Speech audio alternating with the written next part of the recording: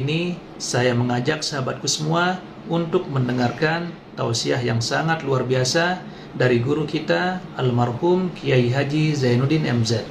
Tentunya banyak sekali ilmu dan manfaat yang bisa kita petik.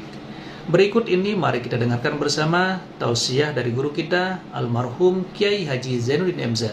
Selalu berusaha menyimpan sesuatu yang bisa membawa manfaat, baik untuk dirinya, untuk anak cucunya, maupun untuk keluarganya, untuk masa kini dan masa depannya. Kadang simpanan itu berbentuk uang, kadang berupa tanah, lain saat berbentuk pabrik, dan lain sebagainya. Sementara masa depan yang paling pasti adalah akhirat. Jika untuk masa depan dunia kita rela memeras keringat, membanting tulang, pergi pagi dan pulang petang, menyimpan uang, menyimpan tanah, menyimpan pabrik, pernahkah kita merenung jika satu saat kiamat datang, kita dibangkitkan dari kubur masing-masing, berdiri di padang mahsyar untuk mempertanggungjawabkan seluruh kegiatan hidup kita di dunia ini, lalu kita akan menuju ke alam akhirat. Sudahkah kita mempunyai simpanan untuk akhirat kita? Pada pertemuan kali ini saya ingin menyampaikan sebuah hadis di mana Rasulullah sallallahu alaihi wasallam bersabda, "Arba'un min kanzil jannah." Simpanan sorga ada 4 macam. Yang pertama, ikhfa'us sadaqah, menyembunyikan sedekah. Saudara-saudara kaum muslimin, sebagaimana yang kita maklum bahwa Allah Subhanahu wa taala melebihkan sebagian rezeki dari kita terhadap yang lain. Ada yang kaya, ada yang setengah kaya, ada yang miskin, ada yang setengah miskin, dan selanjutnya. Ada yang gajinya kecil tapi penghasilannya gede. Ada yang penghasilannya gede tapi nggak punya gaji. Ada juga yang memang gajinya gede dan penghasilannya gede. Kelebihan rezeki merupakan sunnatullah dan tidak harus membuat kita merasa lebih dari yang lain. Bahkan sebaliknya, kelebihan itu harus membuat kita ringan tangan untuk menolong mereka yang memang memerlukan pertolongan. Kalau saudara diberikan ilmu, maka pertanyaan akhirat cuma satu: ilmumu kau amalkan untuk apa? Kalau saudara diberikan umur yang panjang, pengadilan akhirat juga bertanya satu: umurmu kau habiskan di mana? Tapi kalau saudara diberikan harta, pengadilan akhirat akan bertanya dua: hartamu kau dapat dari mana? Kau belanjakan kemana? Dari mananya ditanya dan kemananya juga ditanya. Oleh karena kita akan dimintakan pertanggungan jawab, maka amanah yang bernama harta ini harus kita gunakan dengan sebaik-baiknya. Ada penggunaan yang merupakan kewajiban, itu zakat namanya. Ada penggunaan yang sewaktu-waktu, itu infak namanya. Ada yang lebih sewaktu-waktu lagi, dan itu sedekah namanya. Zakat dia terikat oleh haul dan nisab, oleh putaran batas waktu dan ukuran dari harta itu sendiri. Sedangkan infak terikat oleh situasi dan kondisi perekonomian seseorang. Sedangkan sedekah tidak terikat dengan apapun. Dalam kondisi seperti apapun kita bisa melakukan sedekah dengan yang terkecil sekalipun. Sampai-sampai Rasulullah sallallahu alaihi wasallam mengajarkan, la tahqiranna minal ma'rufi syai'an walau an talqa akhaka biwajhin talik. Atau ada hadis, tabassumuka fi wajhi akhika laka shadaqah. Senyumanmu kepada temanmu adalah sedekah. Jadi untuk melakukan sedekah tidak harus dalam berbentuk uang. Dengan ilmu kita bisa sedekah, dengan tenaga kita bisa bersedekah, dengan pikiran kita bisa bersedekah, bahkan senyum kepada teman itu pun sedekah. Jadi kalau sodakoh dengan uang memang belum punya uang, nyengir aja banyakin. Itu asal pada tempatnya, jangan lalu ketemu tiang listrik cengengesan. Tentu tidak pada tempatnya dan tidak wajar. Nah, sodakoh yang paling dicintai Allah adalah sodakoh yang disembunyikan.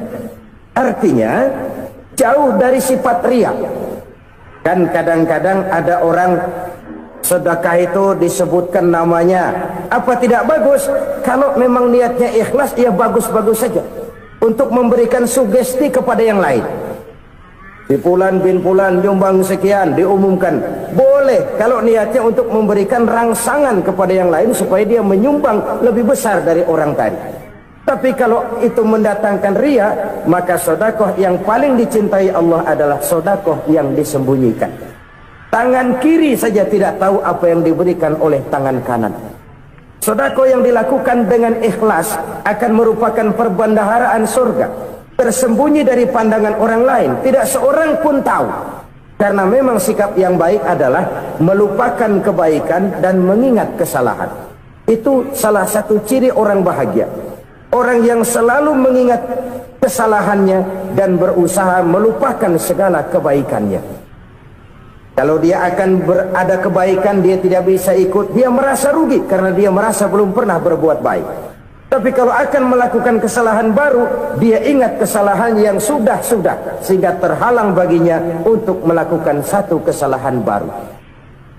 Demikianlah saudara-saudara, bahwa Allah melebihkan rizki sebagian kita dari yang lain, agar terjadi tolong-menolong dalam kehidupan ini. Jadi kesenjangan yang nature, kesenjangan yang alami, itu sunnatullah. Ada yang kaya, ada yang miskin, ada yang kelas menengah. Nah, kenapa lalu sekarang kita berusaha mengentaskan kemiskinan? Oleh karena adanya kesenjangan struktural. Kalau yang kaya bisa semakin kaya, kenapa yang miskin tidak bisa naik jadi ikut sedikit kaya? Sebab pada dasarnya Islam adalah agama yang sejak turunnya sudah berupaya memerangi kemiskinan. Bahkan dikatakan kemiskinan itu mendekatkan kepada kekufuran. Orang kalau miskin udah dekat banget sama kafir. Gampang menjadi kafir. Berapa banyak saudara-saudara kita yang oleh karena soal perut, oleh karena soal materi, terpaksa meninggalkan dan menanggalkan akidahnya, menjual petunjuk yang diberikan Allah dengan kesenangan dunia yang cuma sebentar ini. Na'udzubillah thumma na'udzubillah. Jadi makin kita sembunyikan satu sedekah, semakin banyak perbendaharaan kita di surga. Sedekah yang paling dicintai Allah adalah sedekah yang disembunyikan. Malahan ada seorang sufi, dia punya kebiasaan kalau pergi sholat Jumat dia bawa uang, itu uang dia taruh di bawah tikar masjid. Dia niat sedekah kepada siapa saja yang nemuin itu duit.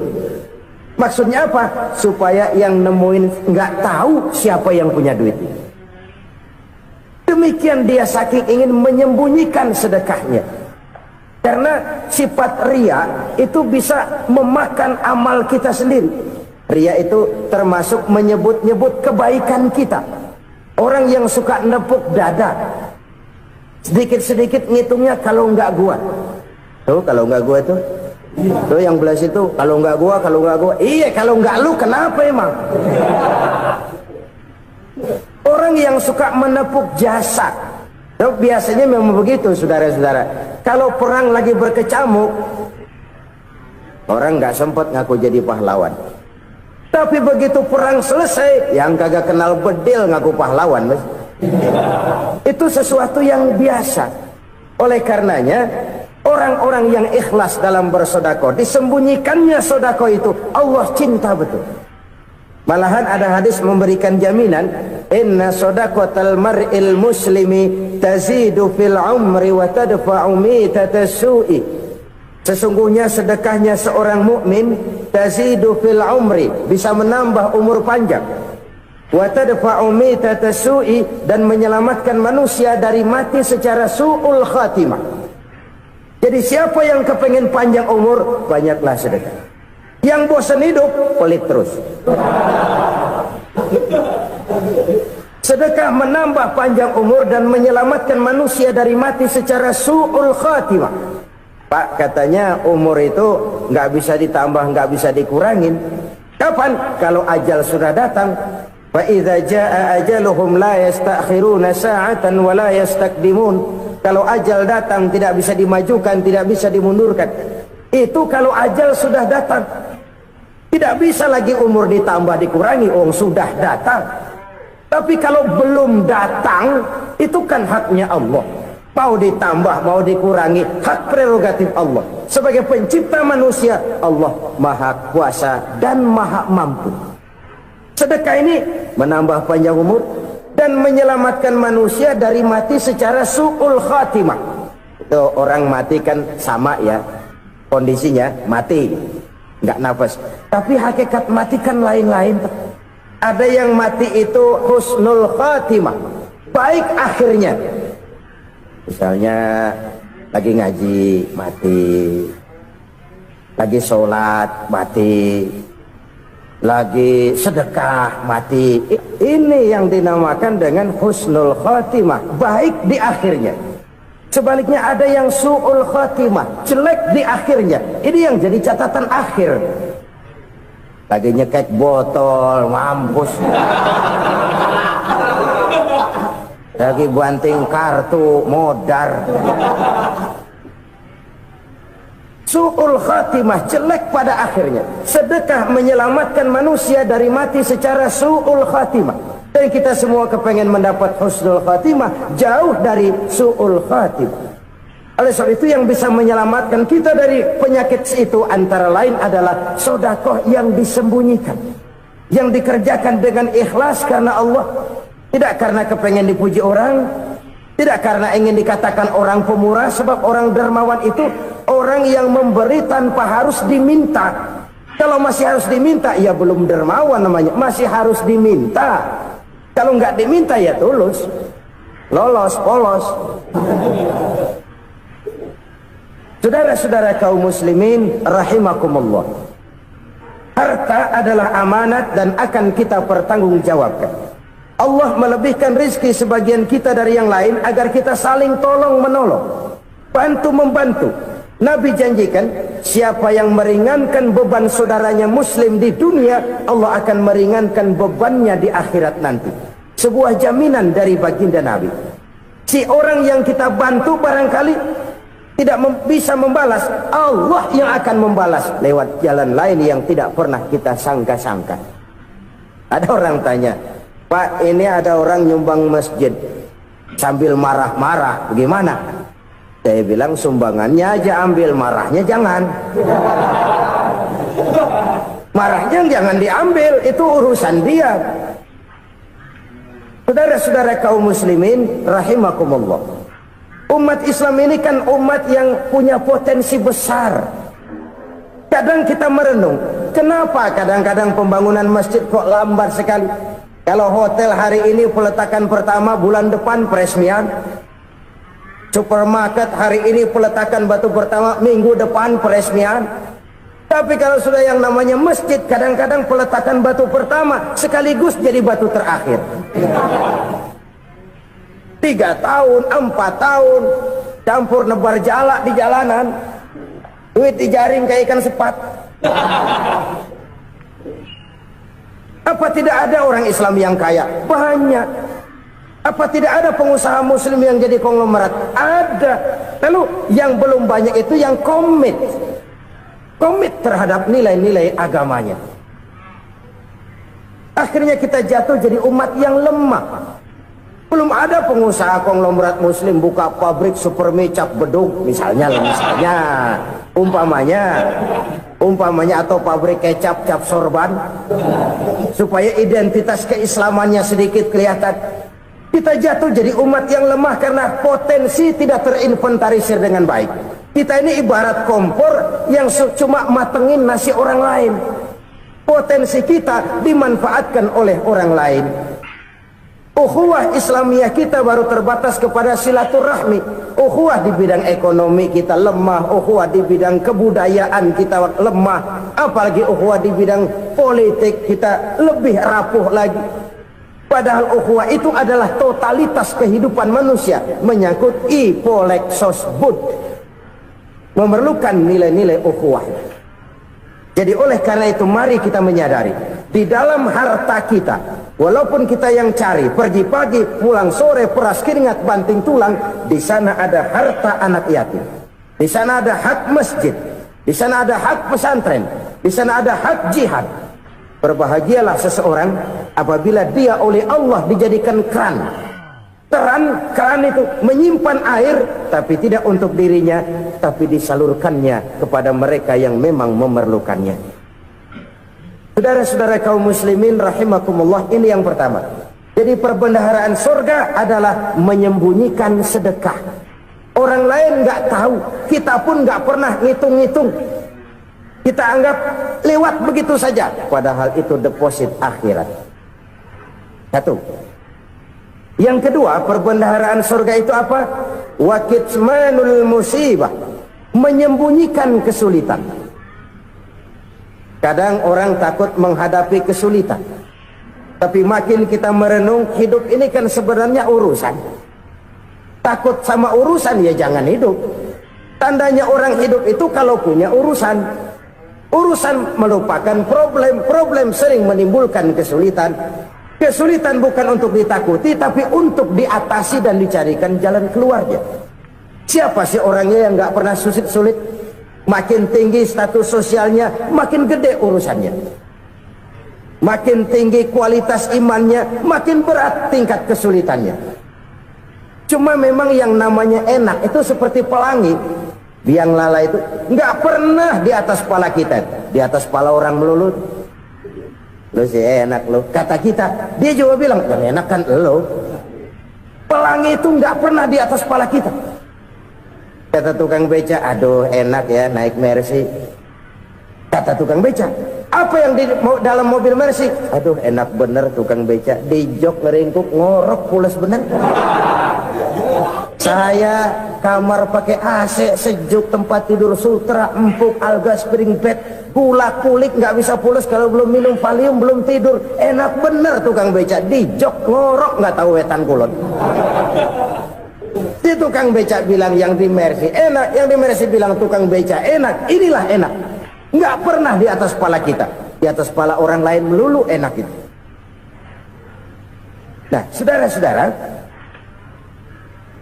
yang merupakan perbendaharaan surga itu orang yang bisa menyembunyikan kesulitan, baik pribadi ataupun rumah tangga. Nih terutama rumah tangga yang jadi soalnya. Kadang-kadang kita ini kalau senang, sebaliknya kalau senang kita diam, kalem aja, cuek. Banyak banget duit kita bawaan, diam aja udah. Malah ketemu orang takut. Tapi begitu susah, sekampung tahu.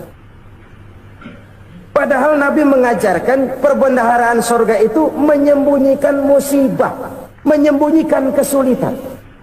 Kalau enak, cerita sama orang-orang. Kalau nggak enak, rasain sendiri, tekan sendiri, atasin sendiri.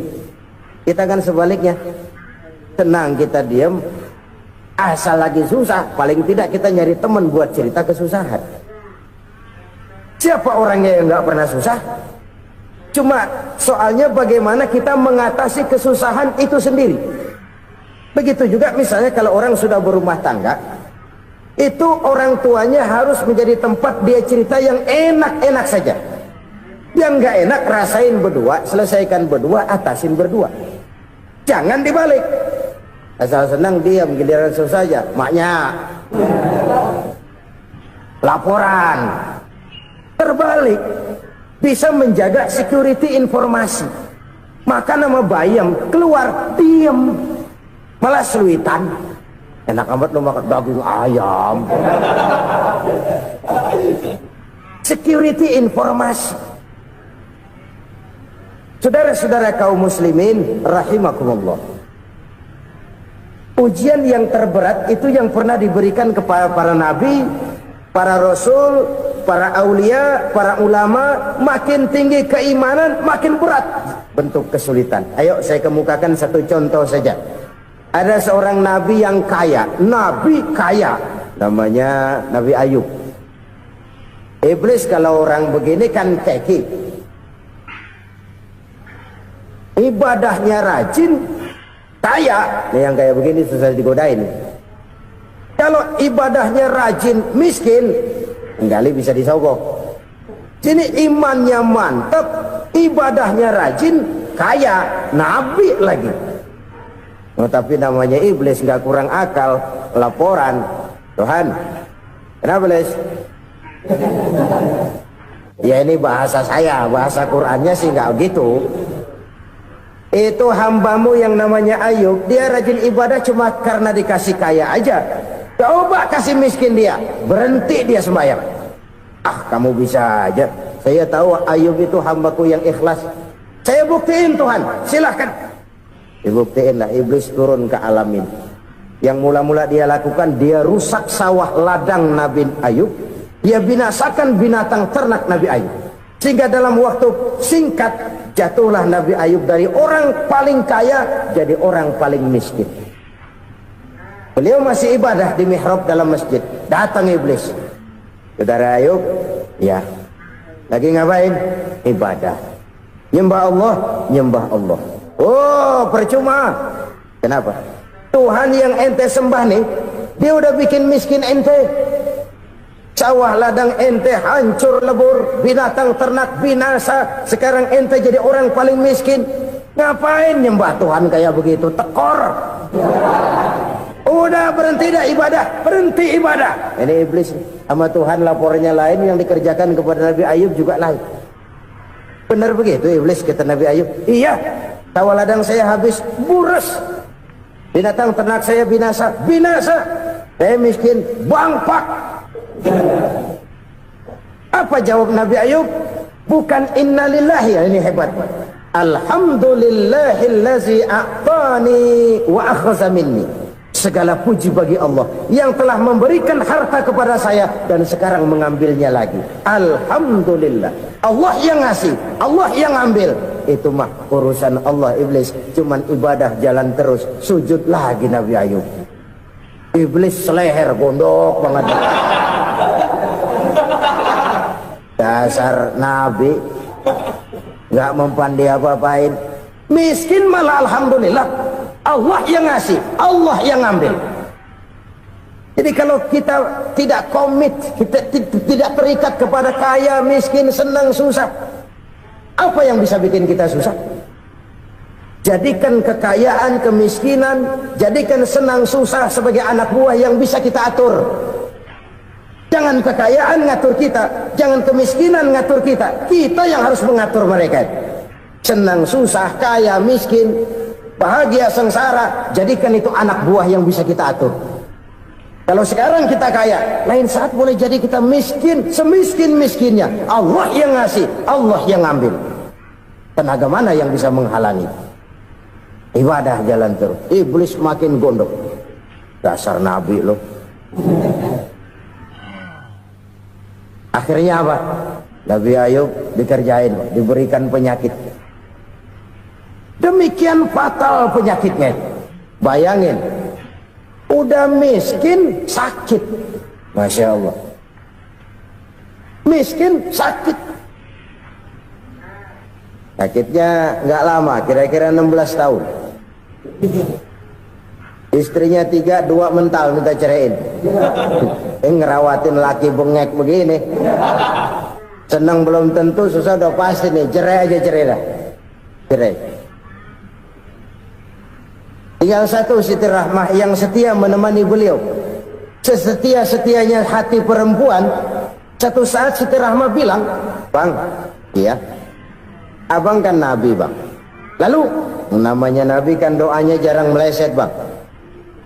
Maksud kamu minta kenapa sih sama Tuhan biar abang sembuh baik dah bang?" Siti Rahmah, iya. Saya sakit berapa tahun sih dah? 16 tahun bang. Sebelum ini saya sehat berapa tahun? Ya kira-kira 60 tahun bang. Nah coba ente banding-bandingin Rahmah. Saya dikasih sehat 60 tahun, dikasih sakit 16 tahun. Sudah nggak sabar mau doa kepada Allah minta sembuh. Saya malu kepada Allah. diuji dengan yang luar biasa seperti ini, tidak mengganggu stabilitas kehambaannya. Dia tetap menghamba kepada Allah Subhanahu wa ta'ala. Saudara-saudara kaum muslimin rahimakumullah, kunci menghadapi kesulitan itu apa? Allah jelaskan dalam satu ayat, wa basyiris sabirin alladzina iza asabathum musibah qalu inna lillahi wa inna ilaihi raji'un. Gembirakan orang-orang yang sabar. Siapa mereka itu? Yang apabila mendapat musibah mereka kembali kepada keyakinan dasar, segalanya dari Allah dan segalanya akan kembali kepada Allah. Ini konsepsi dasar dari sikap muslim dalam menghadapi berbagai kesulitan. Segalanya dari Allah, segalanya akan kembali kepada Allah. Kalau ini sudah kondisi dasarnya, maka kita akan lapang menghadapi kenyataan bagaimanapun pahitnya. Apakah itu namanya miskin, apakah itu namanya sakit, bahkan maut sekalipun. Maut sekalipun, segalanya dari Allah, segalanya akan kembali kepada Allah. Ini sikap hidup, bukan sekedar ucapan. Kita kadang-kadang menjadikannya sebagai ucapan. Mulutnya sehingga berhenti, innalillahi wa inna ilaihi raji'un, tapi nangisnya terus gerung-gerungan. Bukan itu, ini kesadaran moral. Kalau segalanya dari Allah, segalanya kembali kepada Allah, kan sebenarnya cuma nunggu giliran. Hari ini saya nyembayangin dia, entah hari apa saya disembayangin orang. Hari ini saya antar dia ke kubur, entah hari apa orang nganterin saya ke kubur. Hari ini saya tahlilkan dia, entah nanti kapan orang tahlilkan saya. Segalanya dari Allah, segalanya akan kembali juga kepada Allah. Oleh sebab itu saudara-saudara, kesulitan bukan untuk ditakuti. Kesulitan justru untuk diatasi, dicarikan jalan keluarnya. Dan tidak ada orang yang tidak pernah mendapat kesulitan. Tidak ada. Semakin tinggi status sosial, semakin tinggi kualitas keimanan, semakin besar juga tingkat kesulitan. Hanya saja bagaimana cara kita mengatasinya. Dan Al-Quran menyatakan, inna ma'al usri yusra. Di balik kesulitan itu pasti ada kemudahan. Roda itu berputar. Karena itu Rasulullah sallallahu alaihi wasallam mengingatkan kepada kita, ta'arraf ilallahi fir raha ya'rifka fis syiddah. Ingatlah kepada Allah di waktu kamu senang, supaya Allah ingat kepada kamu di waktu kamu susah. Kalau waktu senang kita ingat kepada Allah, kita susah, Allah tidak akan meninggalkan kita. Tapi kalau waktu senang kita jauh dari Allah, sujud tidak sempat, dengan masjid jauh, ketika senang kita lupakan Allah. Nanti begitu kita susah, Allah lupakan kita. Dan itu menyakitkan. Oleh karena itu orang-orang tua kita dulu bilang, kalau lagi sehat ingat-ingat lu bakal sakit nanti. Kalau lagi kaya ingat-ingat satu saat kita bakal jatuh miskin. Bahkan kalau lagi muda ingat-ingat kita bakal tua. Dan yang terpenting, kalau lagi hidup ingat-ingat kita bakal mati. Saudara-saudara kaum muslimin rahimakumullah. Jadi yang kedua yang merupakan perbendaharaan surga, menyembunyikan musibah. Saudara-saudara kaum muslimin rahimakumullah. Hal ketiga yang merupakan perbendaharaan surga adalah wasilatur rahmi. Orang yang suka bersilaturahmi. Sebagaimana yang kita maklum bahwa manusia adalah makhluk yang disebut zon politika. Makhluk sosial yang tidak mungkin hidup sendiri-sendiri. Betapa dan siapapun kita memerlukan orang lain. Bodoh betul manusia kalau tinggal di tengah masyarakat tapi tidak mau bermasyarakat. Merasa hebat sendiri, pinter sendiri, gagah sendiri, kaya sendiri. Mungkin kalau mati juga ngubur sendiri.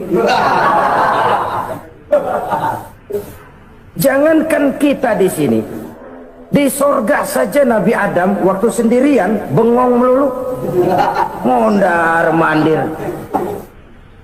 Allah tegur dam sepi dam. Ya ini kalau bahasa saya.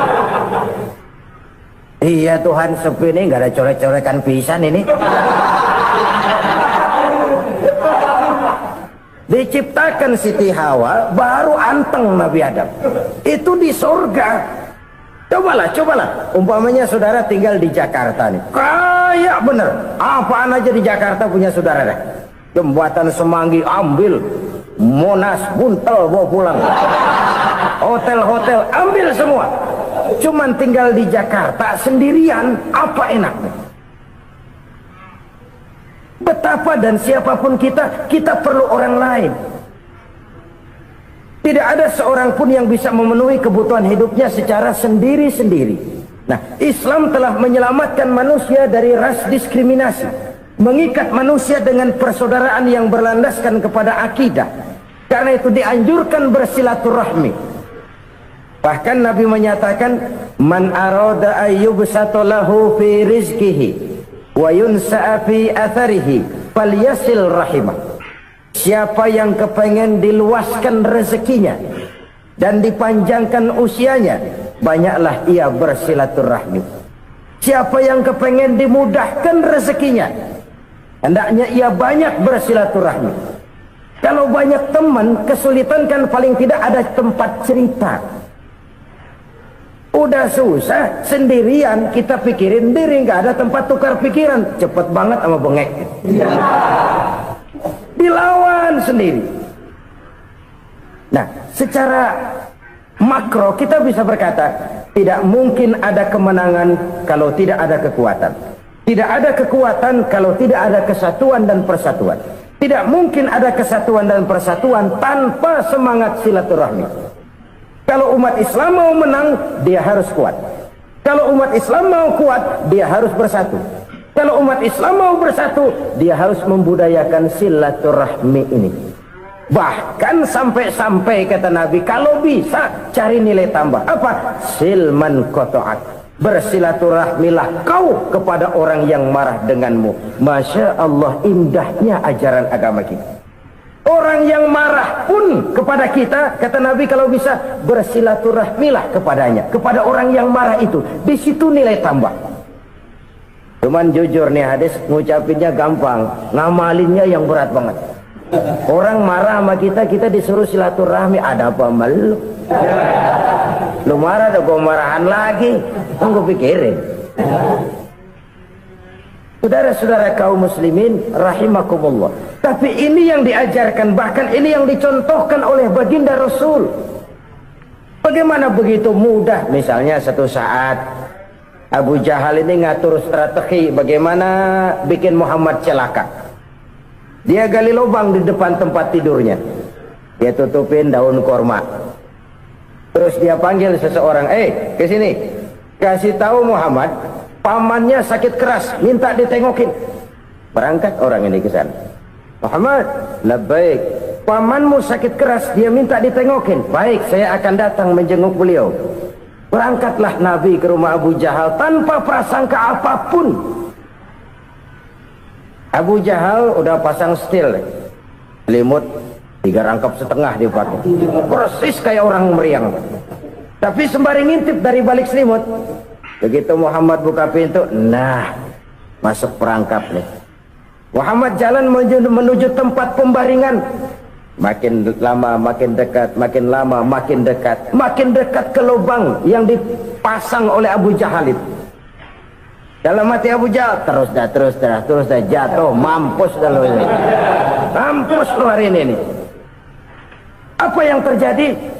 Malaikat Jibril datang, Muhammad, pamanmu cuma pura-pura sakit. Di depan tempat tidurnya ada lubang perangkap supaya kamu jatuh ke situ. Udah, kamu pulang. Balik kanan Nabi. Sudah hampir jatuh ke lubang, balik kanan, pulang.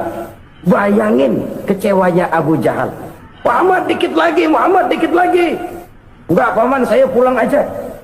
Emosi bangun dari tempat tidur, enggak sadar kalau lagi pura-pura sakit. Lompat ngejar Nabi, dia lupa dengan lubang yang dia gali. Pusrak, nyemplung sendiri ke dalam lubang.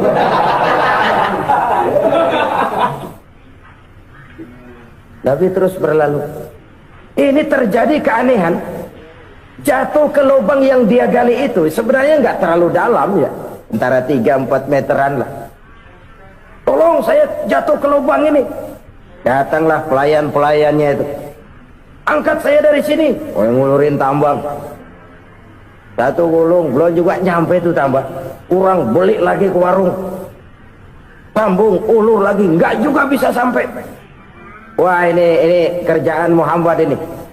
Tolong, siapa salah seorang kamu ke rumah Muhammad, kasih tahu encangnya kecebur.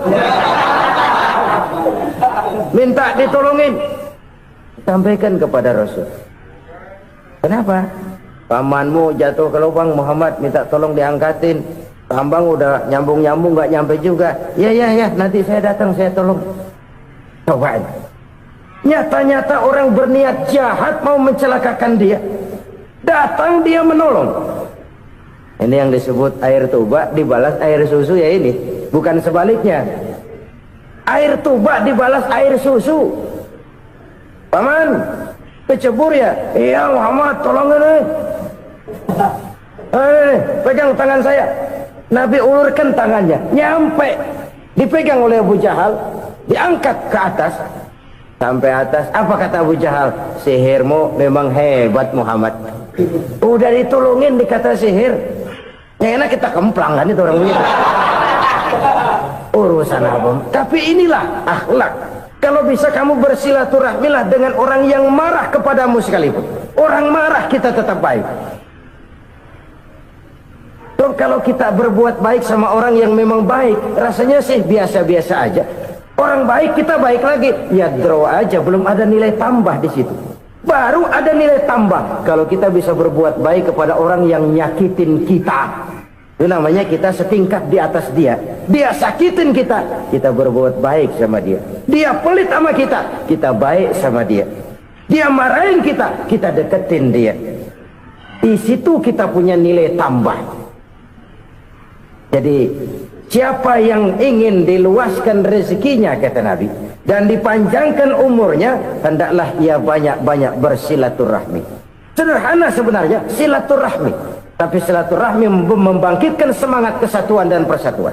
Kesatuan dan persatuan melahirkan kekuatan.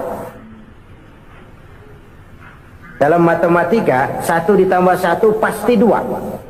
Tapi di tengah masyarakat, 1 orang takut ditambah 1 orang takut, hasilnya jadi 2 orang setengah berani. Kenapa setengah berani? Karena udah berdua. Tadi pan takut sendirian.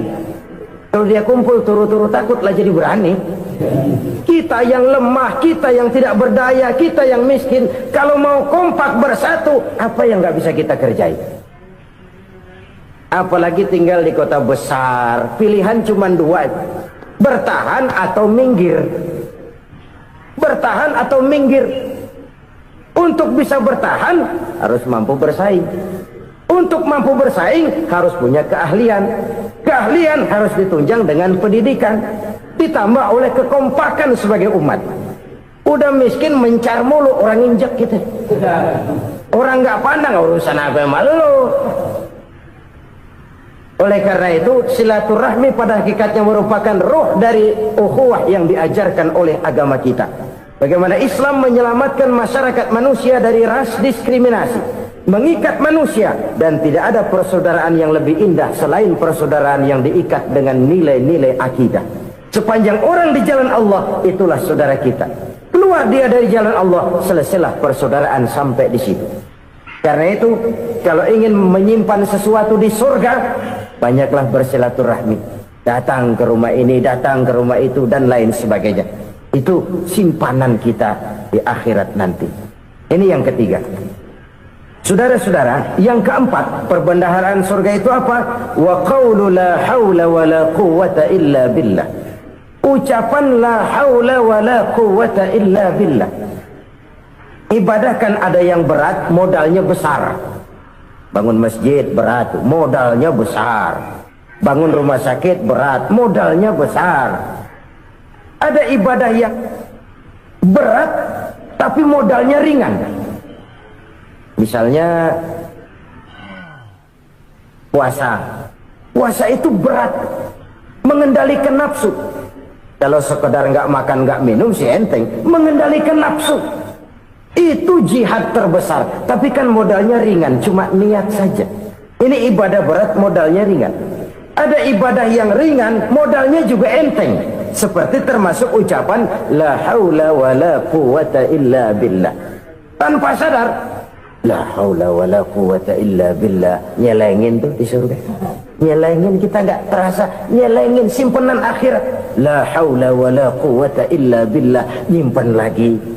Kaget, la haula wala quwata illa billah, nyimpan lagi. Banyak simpenan. Walaupun sebenarnya yang dimaksud di sini adalah kesadaran batin bahwa tidak ada daya dan kekuatan kecuali Allah. Itu intinya. Kita memulai pekerjaan disunahkan baca bismillah, kan begitu?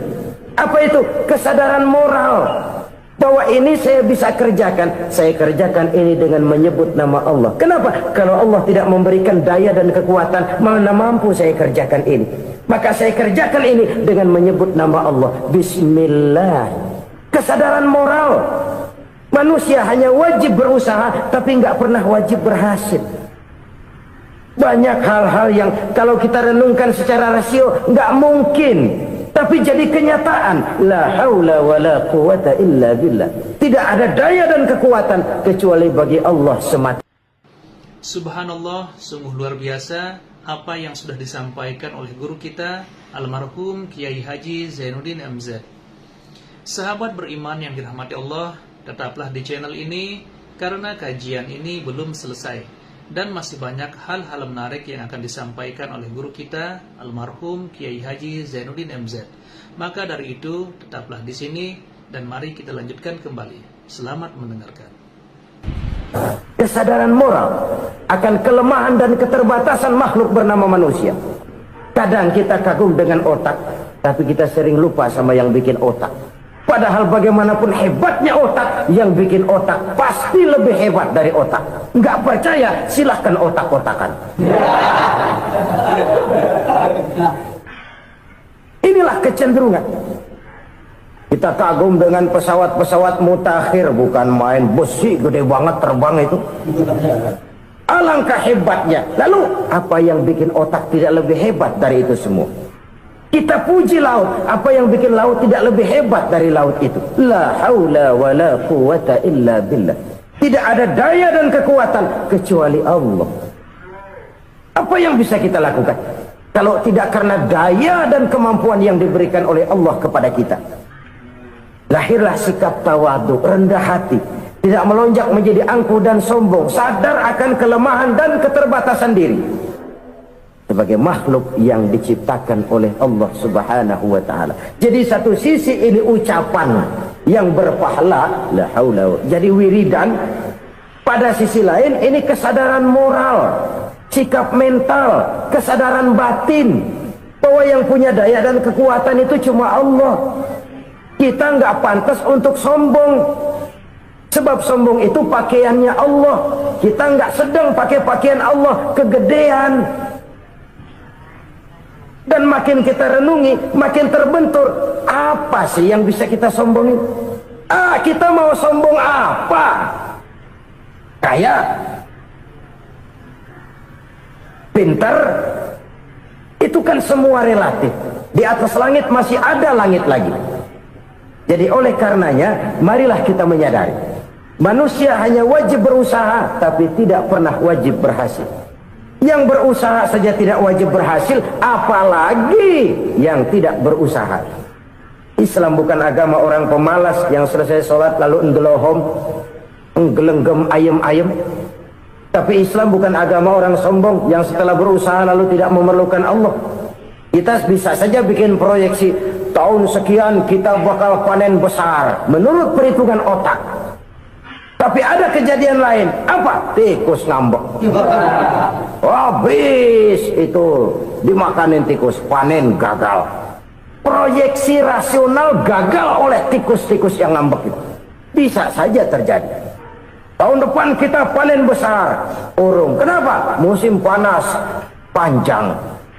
Nah, sekarang ini koran-koran bikin berita musim mengalami penyelewengan. Bukan cuma manusia yang nyeleweng sekarang. Musim pakai nyeleweng. Mestinya kan musim hujan udah selesai, masih hujan-hujan juga. Musim.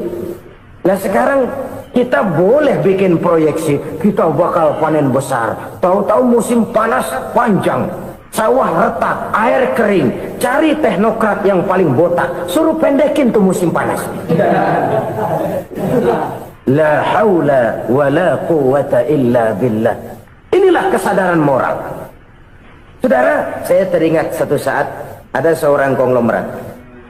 Umurnya ya kira-kira 70-an. Satu saat dia ditanya oleh wartawan, "Pak, umur Bapak berapa sih?" "Ya paling 10 tahun." 10 tahun? 10 tahun?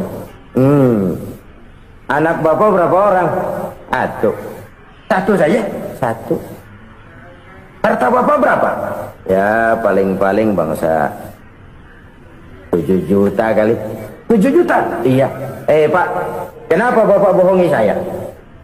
Bapak punya buku biografi. Koran-koran, majalah-majalah banyak memuat cerita riwayat hidup Bapak. Saya tahu umur Bapak 70. Kenapa bilang cuma 7 tahun? Saya tahu anak Bapak 8. Kenapa cuma bilang 1? Saya tahu harta Bapak miliaran, mungkin triliunan. Pabrik di mana-mana, bank di mana-mana. Kenapa bilang uang Bapak cuma 7 juta? Nah, kata si konglomerat tadi, "Kamu benar, Nak, kamu benar. Umur saya kalau jumlahnya memang 70, Nak. Cuman ingat-ingat saya, baru 7 tahun terakhir ini saya sujud. Baru 7 tahun terakhir ini saya berusaha dekat dengan Allah. Saya laksanakan perintahnya, saya jauhi larangannya. 7 tahun inilah rasanya yang ada nilainya di hadapan Allah. Yang 63 tahun matong, kelabu, kelem umur gue. Habis untuk maksiat, untuk munkarat. Maka ketika ditanya tadi, umur saya 7 tahun itu. Oh begitu Pak. Oh iya. Lalu anak Pak, anak Bapak kan 8. Kenapa bilang cuma 1? Nah, kalau jumlah hitungannya memang anak saya 8. Tapi dari 8 orang ini rasanya cuma 1 nih yang bakal jadi buah hati, belahan jantung, pelanjut cerita, penerus sejarah, bakal jadi anak soleh yang akan mendoakan saya. Cuman 1 rasanya anak saya ini yang bakal jadi buah hati saya, besar-besaran saya, yang akan mendoakan di kubur saya, yang akan mendoakan di akhirat saya. Yang 7 orang mana? Masya Allah, yang 1 tenggeng, yang 1 nyekek botol mulu, yang 1 nggak karu-karuan. Makanya saya bilang 1 anak saya yang akan bisa mendoakan saya. Oh begitu Pak. Iya. Nah, harta Pak, harta Bapak kan triliunan. Pabrik Bapak di mana-mana. Uang Bapak hampir di tiap bank-bank besar. Kenapa bilang cuma 7 juta? Betul kau Nak. Harta saya kalau jumlahnya memang miliaran, triliunan mungkin. Tapi yang saya ingat baru 7 juta tuh yang saya belanjakan di jalan Allah. Saya nyumbang masjid, saya santuni yatim piatu, saya bantu pembangunan pesantren, saya bantu pembangunan rumah sakit Islam. Itu yang akan saya bawa pulang ke akhirat, yang 7 juta itu. Yang triliunan itu nanti akan diperebutkan oleh anak-anak saya sebagai waris saya. Jadi harta saya 7 juta itu yang bakal nemenin saya di akhirat, yang akan saya bawa pulang jadi teman saya. Saudara-saudara kaum muslimin, jangan-jangan orang tua itu adalah kita-kita ini. Jangan-jangan kita-kita ini adalah orang tua itu. Jangan-jangan itu potret dari diri kita masing-masing. Dari sekian umur yang diberikan Allah, berapa tahun yang ada nilainya di hadapan Allah? Dari sekian anak-anak yang merupakan amanah, berapa yang akan mendoakan kita sebagai orang tuanya menjadi anak soleh?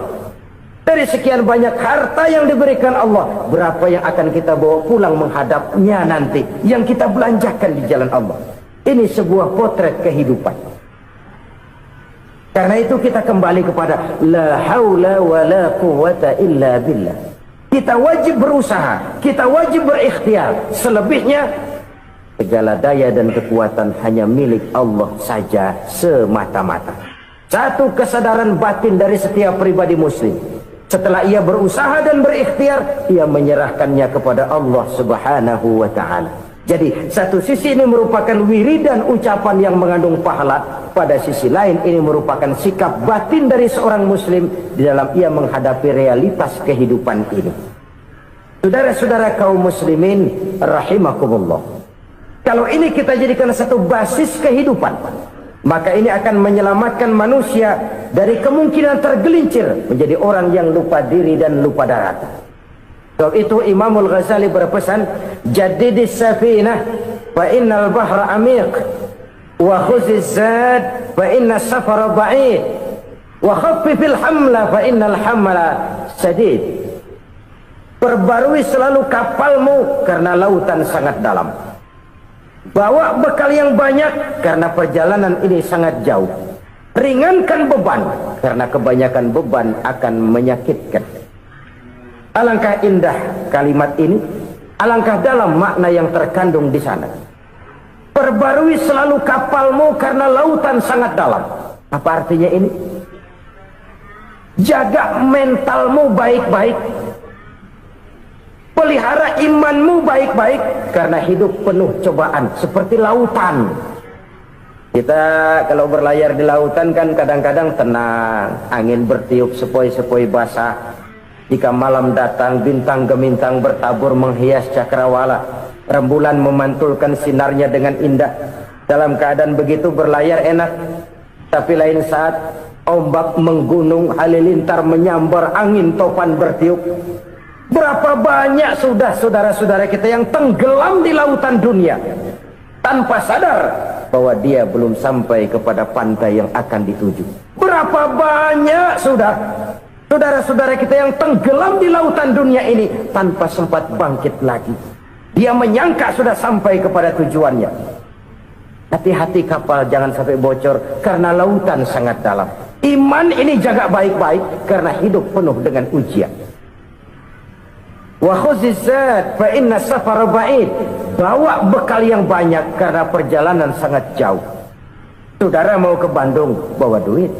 Saudara mau ke Surabaya, banyakan lagi duitnya. Saudara mau ke Mekah, gepokan, iketan tuh duit nggak lembaran lagi. Makin jauh perjalanan, makin banyak bekal yang harus kita bawa. Kalau saudara dari Jakarta mau ke Surabaya, kagak bawa duit berangkat juga, itu sih bukan berani namanya, nekat. Sampai Surabaya belum tentu, sengsara di jalan udah pasti. Kenapa? Nggak bawa bekal berangkat. Sama juga kita nih, misalnya belum sempat sembahyang, mati. Waduh, berani banget orang. Belum punya bekal, mati. Sengsara di jalan. Atau bekal tidak cukup. Dari Jakarta saudara mau ke Surabaya, bawa duit 500 perak. Paling jauh Cikampek nyampenya itu. Paling jauh itu. Antara jauhnya perjalanan dengan bekal yang saudara bawa tidak seimbang. Hidup ini perjalanan panjang. A walking tour. Dimulai dari alam arwah. Sebelum jasad diciptakan, roh diciptakan lebih dulu. Dari situ pindah ke alam rahim. Dari alam rahim pindah ke alam dunia. Dari alam dunia pindah ke alam barzah. Baru menuju akhirat. Satu perjalanan panjang. Kalau bekal tidak bawa, sengsara di jalan. Bawa bekal yang banyak karena perjalanan ini sangat jauh. Wa khaffifil hamla, ringankan beban karena beban itu cuma akan menyulitkan. Kalau bekal itu sih keperluan, tapi beban nggak kita perluin, cuma ngeberat-beratin. Apa ini beban? Dosa, kecurangan, kebatilan, kesoliman, ketidakadilan, kesewenang-wenangan. Itu akan jadi beban kita di akhirat. Alangkah celakanya, perjalanan panjang, bekal tidak bawa, beban kelewat banyak, alamat sengsara di jalan. Pahala tidak ada, dosa berlipat ganda. Na'udzubillah, summa na'udzubillah. Kalau kita rangkum nasihat Al-Ghazali dengan kisah si konglomerat tadi, kita akan mengambil kesimpulan. Pertama, bekal terbaik dalam menghadapi gejolak kehidupan ini tidak lain adalah iman. Yang kedua, pahala dan dosa. Dua hal kontroversial. Pahala adalah bekal, dosa adalah beban. Tapi kita sekarang kan tidak begitu terangsang kepada yang abstrak. Orang berlomba mencari yang konkret-konkret saja, yang real. Kalau memang dosa, benjol dong, kira-kira begitu. Kira-kira begitu. Persis orang Yahudi dulu. Orang Yahudi itu kan pernah minta kepada Nabi Musa, Ya Musa, lan nu'mina laka hatta narallaha jahrah. Musa, Kami nggak bakal mau beriman kepada Allah kalau belum kami lihat Allah ada nongkrong di depan kami. Kalau memang Tuhan ada, taruh dong di depan kami. Mau yang konkret-konkret saja. Kalau memang dosa, benjol dong. Kalau memang pahala, berasa dong. Orang terangsang kepada yang real, yang konkret-konkret saja. Karena itu, untuk mengejar dosa orang mau bayar. Tapi untuk mengejar pahala, walaupun tidak bayar, orang segan. Ini yang dikatakan oleh Nabi, kamu mengharapkan ke surga, tapi kamu berat melaksanakan sesuatu yang bisa membawa kamu ke surga. Kamu ingin jauh dari neraka, tapi tiap saat kamu lakukan perbuatan-perbuatan yang justru menjerumuskan kamu ke neraka. Idda'aitum an-najata minan nar wa ramaitum fiha anfusakum. Kamu ingin selamat dari neraka, tapi kamu lemparkan diri kamu ke neraka. Kamu ingin masuk surga, tapi berat sekali kamu melakukan perbuatan-perbuatan yang bisa menyampaikan kamu di surga. Saudara-saudara kaum muslimin rahimakumullah. Jadi hal keempat yang merupakan perbendaharaan surga adalah la haula wa la quwwata illa billah. Satu sisi ini merupakan ucapan yang memperberat timbangan akhirat.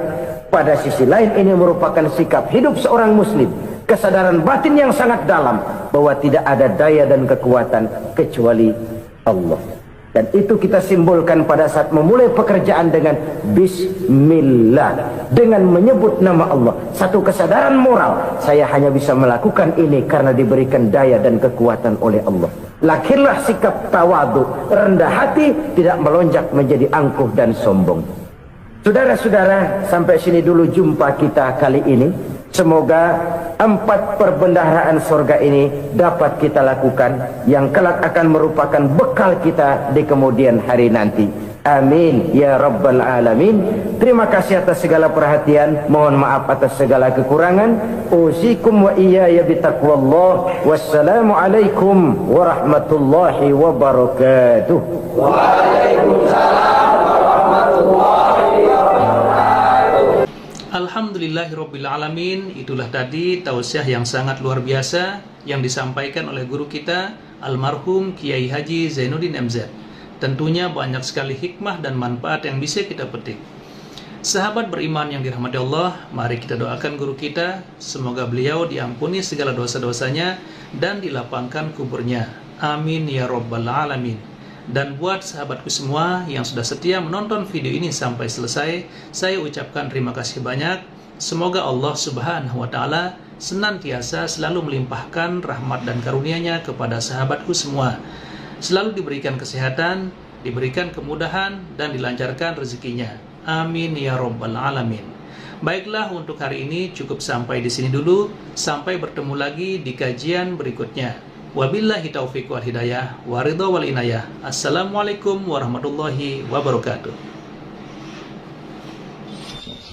Setelah kita mendengarkan bersama kajian penuh ilmu, penuh hikmah dan manfaat yang sudah disampaikan oleh guru kita Al-Mafrullah Kiai Haji Zainuddin MZ, sekarang mari kita lanjutkan aktivitas kita masing-masing. Saya doakan semoga sahabat semua selalu diberikan kesehatan, kemudahan dan kelancaran. Amin ya rabbal alamin. Sampai bertemu lagi di video Samudra Doa berikutnya. Assalamualaikum warahmatullahi wabarakatuh. Assalamualaikum warahmatullahi wabarakatuh. Alhamdulillahirrabbilalamin. Wassalatu wassalamu ala ashrafil anbiya'i wal mursalin Sayyidina Muhammadin wa ala alihi wa sahbihi ajma'in. Amma ba'du.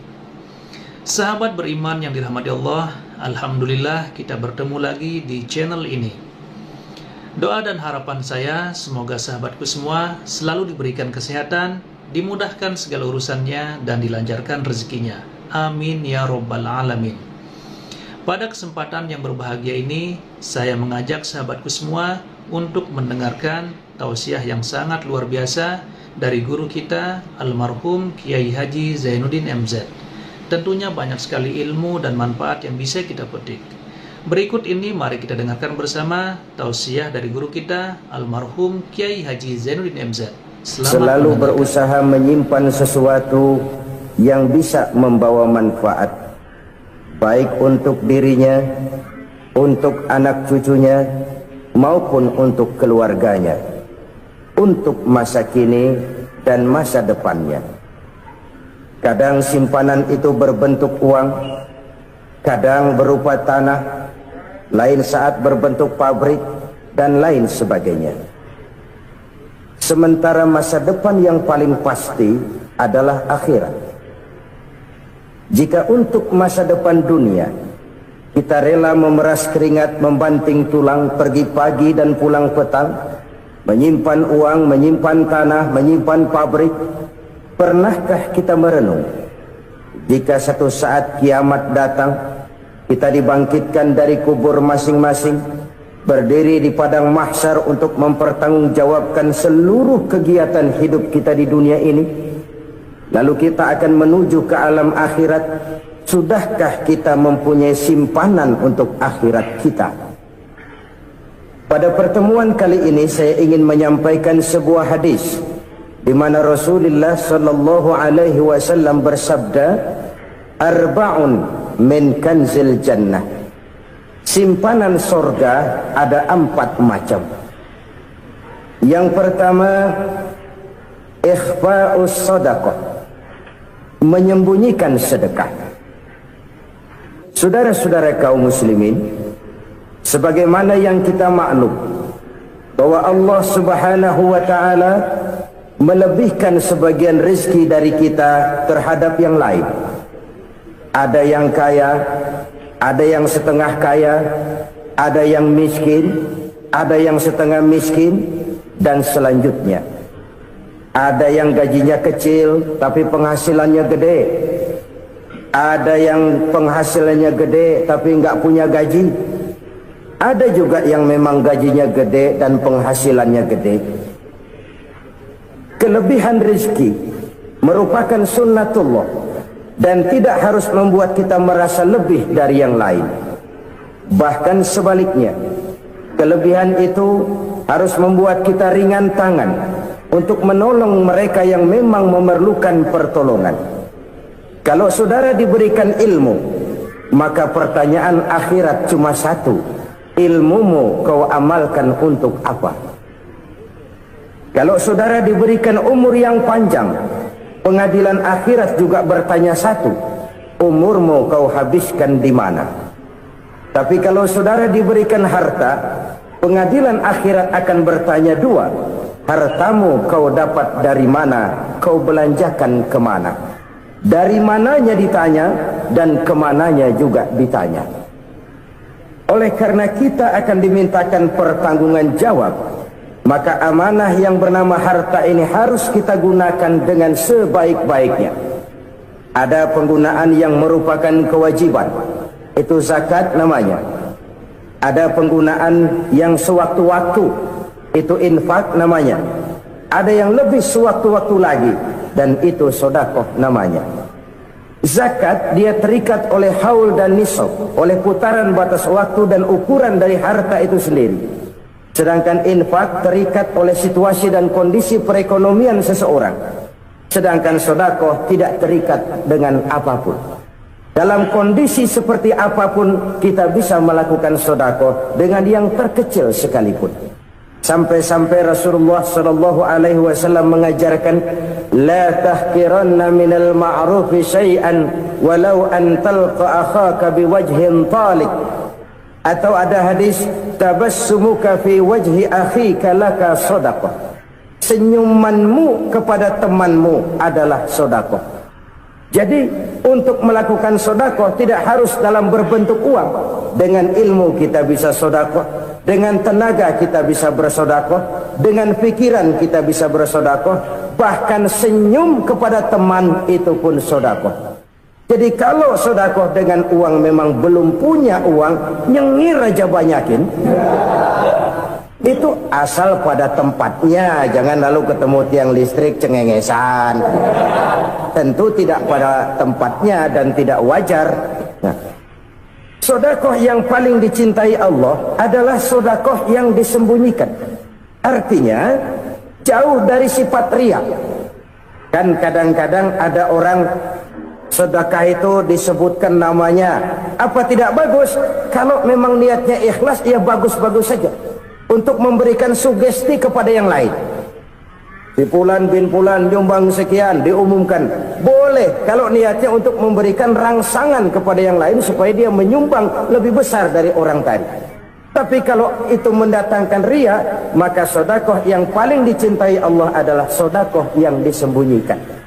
Tangan kiri saja tidak tahu apa yang diberikan oleh tangan kanan. Sedekah yang dilakukan dengan ikhlas akan merupakan perbendaharaan surga, tersembunyi dari pandangan orang lain, tidak seorang pun tahu. Karena memang sikap yang baik adalah melupakan kebaikan dan mengingat kesalahan. Itu salah satu ciri orang bahagia. Orang yang selalu mengingat kesalahannya dan berusaha melupakan segala kebaikannya. Kalau dia akan ada kebaikan, dia tidak bisa ikut, dia merasa rugi karena dia merasa belum pernah berbuat baik. Tapi kalau akan melakukan kesalahan baru, dia ingat kesalahan yang sudah-sudah, sehingga terhalang baginya untuk melakukan satu kesalahan baru. Demikianlah saudara-saudara, bahwa Allah melebihkan rizki sebagian kita dari yang lain, agar terjadi tolong-menolong dalam kehidupan ini. Jadi kesenjangan yang nature, kesenjangan yang alami, itu sunnatullah. Ada yang kaya, ada yang miskin, ada yang kelas menengah. Nah, kenapa lalu sekarang kita berusaha mengentaskan kemiskinan? Oleh karena adanya kesenjangan struktural. Kalau yang kaya bisa semakin kaya, kenapa yang miskin tidak bisa naik jadi ikut sedikit kaya? Sebab pada dasarnya Islam adalah agama yang sejak turunnya sudah berupaya memerangi kemiskinan. Bahkan dikatakan kemiskinan itu mendekatkan kepada kekufuran. Orang kalau miskin udah dekat banget sama kafir, gampang menjadi kafir. Berapa banyak saudara-saudara kita yang oleh karena soal perut, oleh karena soal materi, terpaksa meninggalkan dan menanggalkan akidahnya, menjual petunjuk yang diberikan Allah dengan kesenangan dunia yang cuma sebentar ini. Na'udzubillah thumma na'udzubillah. Jadi makin kita sembunyikan satu sedekah, semakin banyak perbendaharaan kita di surga. Sedekah yang paling dicintai Allah adalah sedekah yang disembunyikan. Malahan ada seorang sufi, dia punya kebiasaan kalau pergi sholat Jumat dia bawa uang, itu uang dia taruh di bawah tikar masjid. Dia niat sedekah kepada siapa saja yang nemuin itu duit. Maksudnya apa? Supaya yang nemuin nggak tahu siapa yang punya duit. Demikian dia saking ingin menyembunyikan sedekahnya. Karena sifat riya itu bisa memakan amal kita sendiri. Riya itu termasuk menyebut-nyebut kebaikan kita. Orang yang suka nepuk dada, sedikit-sedikit ngitungnya kalau nggak gua. Tuh kalau nggak gua tuh. Tuh yang belas itu kalau nggak gua, kalau nggak gua. Iya kalau nggak lu kenapa emang? Orang yang suka menepuk jasa, tuh biasanya memang begitu saudara-saudara. Kalau perang lagi berkecamuk, orang nggak sempat ngaku jadi pahlawan. Tapi begitu perang selesai, yang kagak kenal bedil ngaku pahlawan, mas. Itu sesuatu yang biasa.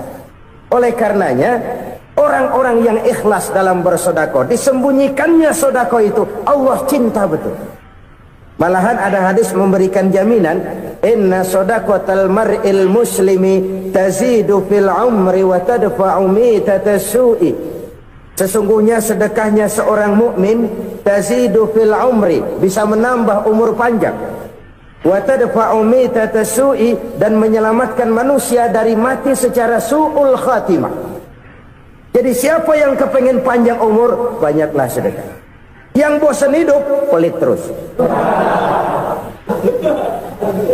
Sedekah menambah panjang umur dan menyelamatkan manusia dari mati secara su'ul khatimah. Pak, katanya umur itu nggak bisa ditambah, nggak bisa dikurangin. Kapan? Kalau ajal sudah datang. Fa idza jaa ajaluhum la yastakhiruna sa'atan wa la yastakdimun. Kalau ajal datang tidak bisa dimajukan, tidak bisa dimundurkan. Itu kalau ajal sudah datang. Tidak bisa lagi umur ditambah dikurangi, sudah datang. Tapi kalau belum datang, itu kan haknya Allah. Mau ditambah, mau dikurangi, hak prerogatif Allah. Sebagai pencipta manusia, Allah maha kuasa dan maha mampu. Sedekah ini menambah panjang umur dan menyelamatkan manusia dari mati secara su'ul khatimah. Itu orang mati kan sama ya, kondisinya mati, nggak nafas. Tapi hakikat mati kan lain-lain.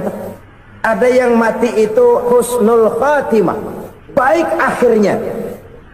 Misalnya lagi ngaji mati, lagi sholat mati, lagi sedekah mati.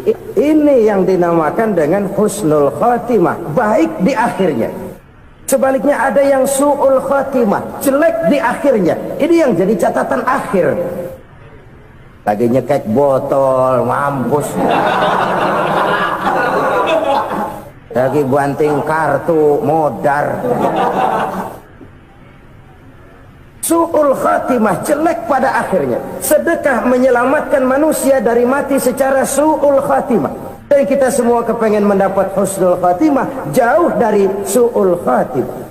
Oleh sebab itu yang bisa menyelamatkan kita dari penyakit itu antara lain adalah sedekah yang disembunyikan, yang dikerjakan dengan ikhlas karena Allah. Tidak karena kepengen dipuji orang, tidak karena ingin dikatakan orang pemurah. Sebab orang dermawan itu orang yang memberi tanpa harus diminta. Kalau masih harus diminta, ya belum dermawan namanya, masih harus diminta. Kalau nggak diminta ya tulus, lolos, polos. Saudara-saudara kaum muslimin rahimakumullah, harta adalah amanat dan akan kita pertanggungjawabkan. Allah melebihkan rizki sebagian kita dari yang lain agar kita saling tolong menolong, bantu membantu. Nabi janjikan, siapa yang meringankan beban saudaranya muslim di dunia, Allah akan meringankan bebannya di akhirat nanti. Sebuah jaminan dari baginda Nabi. Si orang yang kita bantu barangkali tidak bisa membalas, Allah yang akan membalas lewat jalan lain yang tidak pernah kita sangka-sangka. Ada orang tanya, Pak, ini ada orang nyumbang masjid sambil marah-marah, bagaimana? Saya bilang sumbangannya aja ambil, marahnya jangan. Marahnya jangan diambil, itu urusan dia. Saudara-saudara kaum muslimin rahimakumullah, umat Islam ini kan umat yang punya potensi besar. Kadang kita merenung, kenapa kadang-kadang pembangunan masjid kok lambat sekali? Kalau hotel hari ini peletakan pertama, bulan depan peresmian. Supermarket hari ini peletakan batu pertama, minggu depan peresmian. Tapi kalau sudah yang namanya masjid, kadang-kadang peletakan batu pertama sekaligus jadi batu terakhir. 3 tahun, 4 tahun, campur nebar jalak di jalanan, duit dijaring kayak ikan sepat. Apa tidak ada orang Islam yang kaya? Banyak. Apa tidak ada pengusaha muslim yang jadi konglomerat? Ada.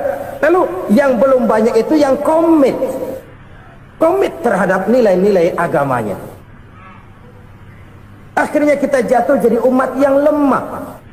Belum ada pengusaha konglomerat muslim buka pabrik supermi cap bedug misalnya umpamanya atau pabrik kecap cap sorban supaya identitas keislamannya sedikit kelihatan. Kita jatuh jadi umat yang lemah karena potensi tidak terinventarisir dengan baik. Kita ini ibarat kompor yang cuma matengin nasi orang lain. Potensi kita dimanfaatkan oleh orang lain. Ukhuwah Islamiyah kita baru terbatas kepada silaturahmi. Ukhuwah di bidang ekonomi kita lemah, ukhuwah di bidang kebudayaan kita lemah, apalagi ukhuwah di bidang politik kita lebih rapuh lagi. Padahal ukhuwah itu adalah totalitas kehidupan manusia, menyangkut ipolexosbud, memerlukan nilai-nilai ukhuwah. Jadi oleh karena itu mari kita menyadari, di dalam harta kita, walaupun kita yang cari, pergi pagi, pulang sore, peras keringat, banting tulang, di sana ada harta anak yatim, di sana ada hak masjid, di sana ada hak pesantren, Di sana ada hak jihad. Berbahagialah seseorang apabila dia oleh Allah dijadikan keran. Keran itu menyimpan air, tapi tidak untuk dirinya, tapi disalurkannya kepada mereka yang memang memerlukannya. Saudara-saudara kaum muslimin rahimakumullah, ini yang pertama. Jadi perbendaharaan surga adalah menyembunyikan sedekah. Orang lain nggak tahu, kita pun nggak pernah ngitung-ngitung. Kita anggap lewat begitu saja, padahal itu deposit akhirat. Satu. Yang kedua, perbendaharaan surga itu apa? Wa kitmanul musibah, menyembunyikan kesulitan. Kadang orang takut menghadapi kesulitan, tapi makin kita merenung, hidup ini kan sebenarnya urusan. Takut sama urusan, ya jangan hidup. Tandanya orang hidup itu kalau punya urusan. Urusan melupakan problem. Problem sering menimbulkan kesulitan. Kesulitan bukan untuk ditakuti, tapi untuk diatasi dan dicarikan jalan keluarnya. Siapa sih orangnya yang nggak pernah sulit-sulit? Makin tinggi status sosialnya, makin gede urusannya. Makin tinggi kualitas imannya, makin berat tingkat kesulitannya. Cuma memang yang namanya enak itu seperti pelangi. Biang lala itu nggak pernah di atas kepala kita, di atas kepala orang melulu. Lu sih enak lu, kata kita. Dia juga bilang yang enak kan lu. Pelangi itu nggak pernah di atas kepala kita. Kata tukang beca, aduh enak ya naik Mercy. Kata tukang beca, apa yang di dalam mobil Mercy? Aduh enak bener tukang beca, di jok ngeringkuk ngorok pulas bener.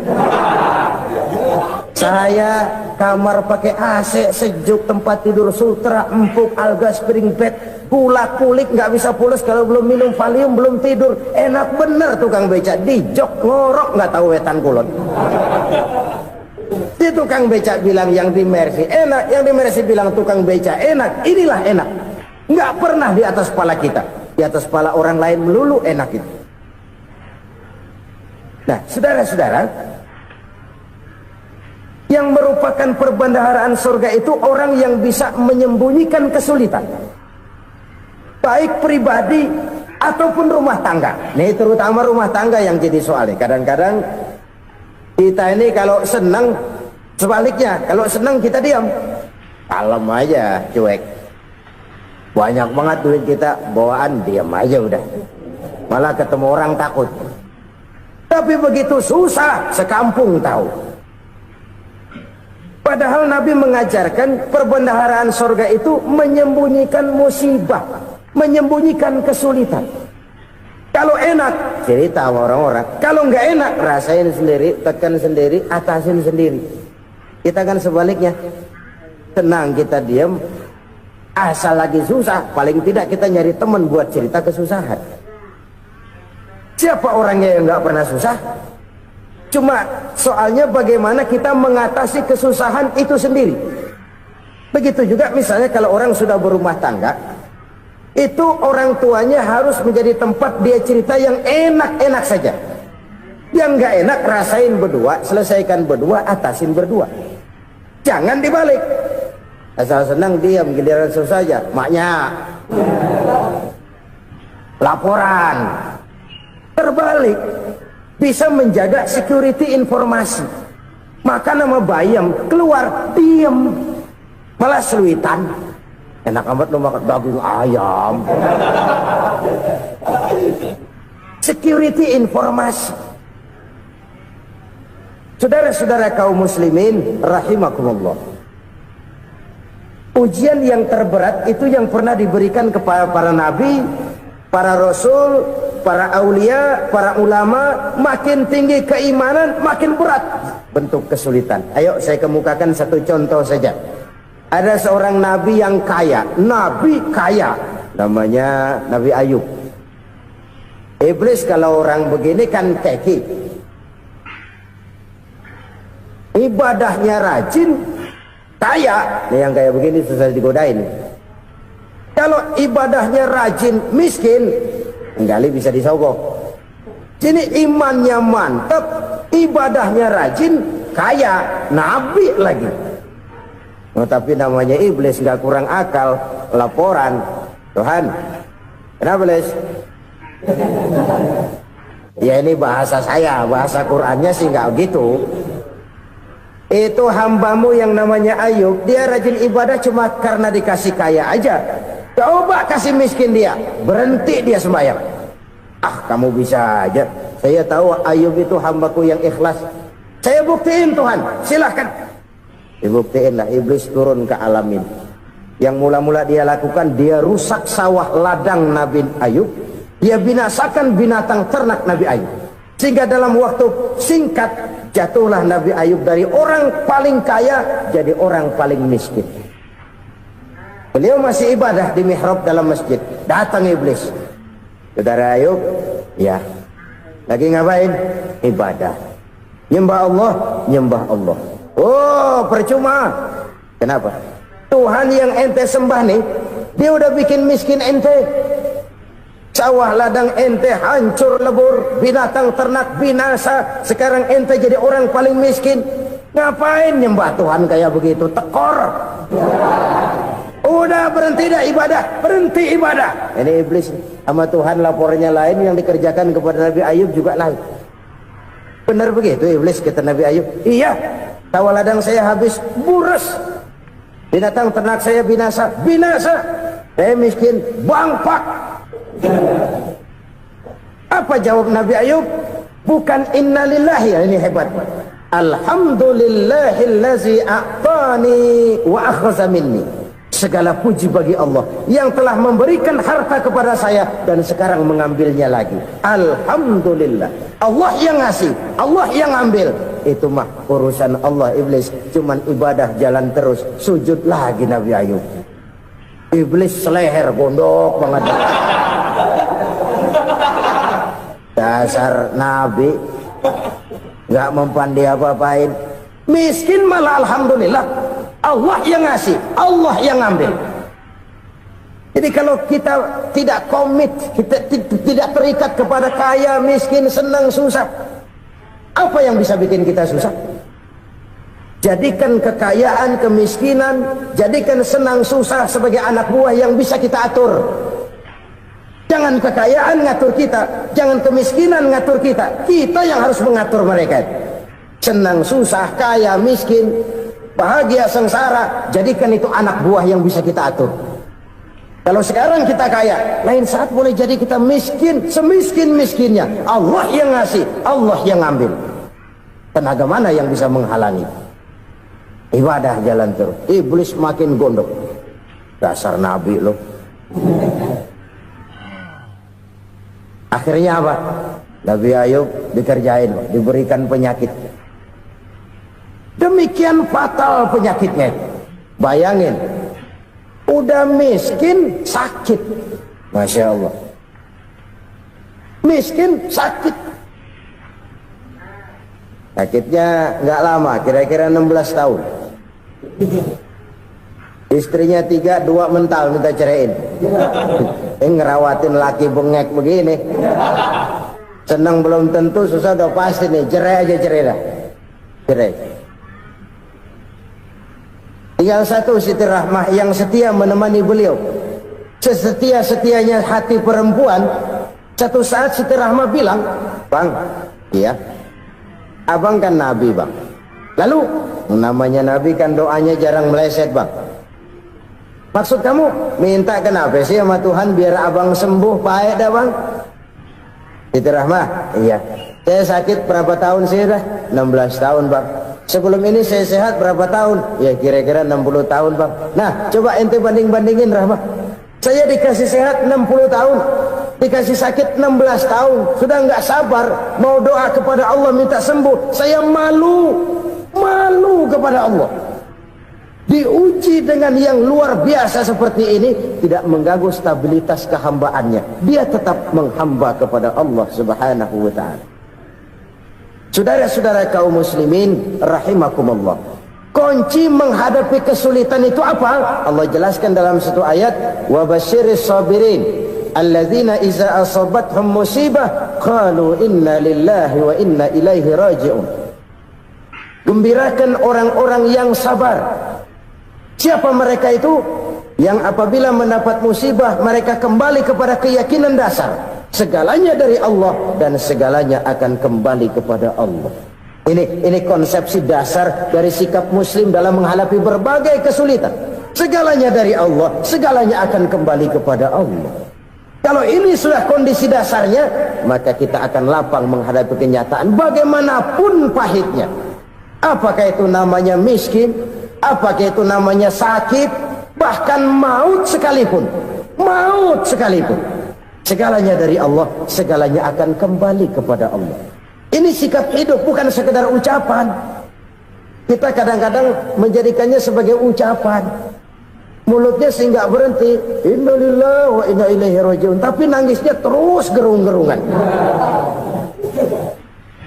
Bukan itu, ini kesadaran moral. Kalau segalanya dari Allah, segalanya kembali kepada Allah, kan sebenarnya cuma nunggu giliran. Hari ini saya nyembayangin dia, entah hari apa saya disembayangin orang. Hari ini saya antar dia ke kubur, entah hari apa orang nganterin saya ke kubur. Hari ini saya tahlilkan dia, entah nanti kapan orang tahlilkan saya. Segalanya dari Allah, segalanya akan kembali juga kepada Allah. Oleh sebab itu saudara-saudara, kesulitan bukan untuk ditakuti. Kesulitan justru untuk diatasi, dicarikan jalan keluarnya. Dan tidak ada orang yang tidak pernah mendapat kesulitan. Tidak ada. Semakin tinggi status sosial, semakin tinggi kualitas keimanan, semakin besar juga tingkat kesulitan. Hanya saja bagaimana cara kita mengatasinya. Dan Al-Quran menyatakan inna ma'al usri yusra. Di balik kesulitan itu pasti ada kemudahan. Roda itu berputar. Karena itu Rasulullah sallallahu alaihi wasallam mengingatkan kepada kita, ta'arraf ila Allahi fir raha ya'rifka fis syiddah. Ingatlah kepada Allah di waktu kamu senang, supaya Allah ingat kepada kamu di waktu kamu susah.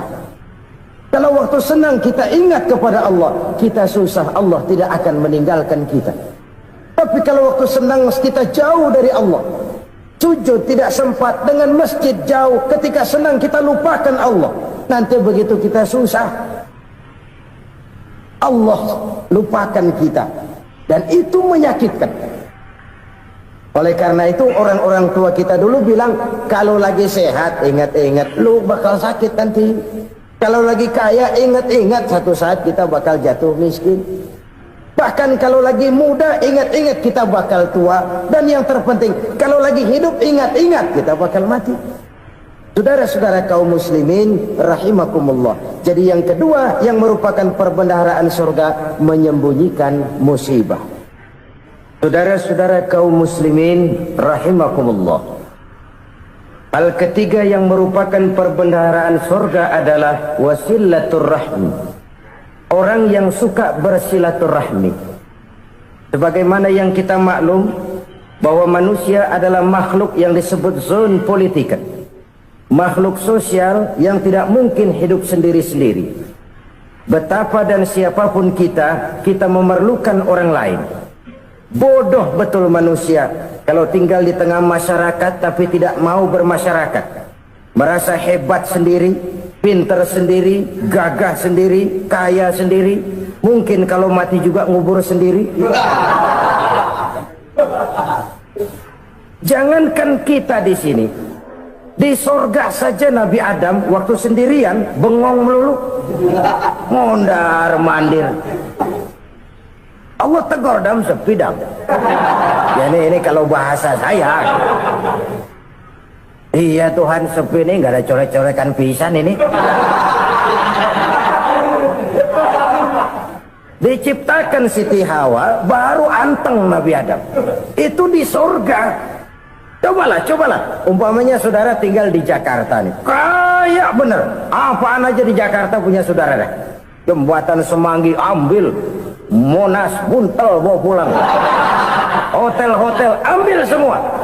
Cuman tinggal di Jakarta sendirian, apa enaknya? Betapa dan siapapun kita perlu orang lain. Tidak ada seorang pun yang bisa memenuhi kebutuhan hidupnya secara sendiri-sendiri. Nah, Islam telah menyelamatkan manusia dari ras diskriminasi, mengikat manusia dengan persaudaraan yang berlandaskan kepada akidah. Karena itu dianjurkan bersilaturahmi. Bahkan Nabi menyatakan, man arada ayyubsata lahu fi rizqihi wa yunsa'a fi atharihi falyasil rahimah. Siapa yang kepengen diluaskan rezekinya dan dipanjangkan usianya, banyaklah ia bersilaturahmi.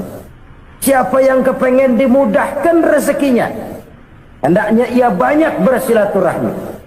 Kalau banyak teman, kesulitan kan paling tidak ada tempat cerita. Udah susah sendirian, kita pikirin diri, nggak ada tempat tukar pikiran. Cepet banget sama bengek. Dilawan sendiri. Nah, secara makro kita bisa berkata, tidak mungkin ada kemenangan kalau tidak ada kekuatan. Tidak ada kekuatan kalau tidak ada kesatuan dan persatuan. Tidak mungkin ada kesatuan dan persatuan tanpa semangat silaturahmi. Kalau umat Islam mau menang, dia harus kuat. Kalau umat Islam mau kuat, dia harus bersatu. Kalau umat Islam mau bersatu, dia harus membudayakan silaturahmi ini. Bahkan sampai-sampai kata Nabi, kalau bisa cari nilai tambah. Apa? Silman qata'at.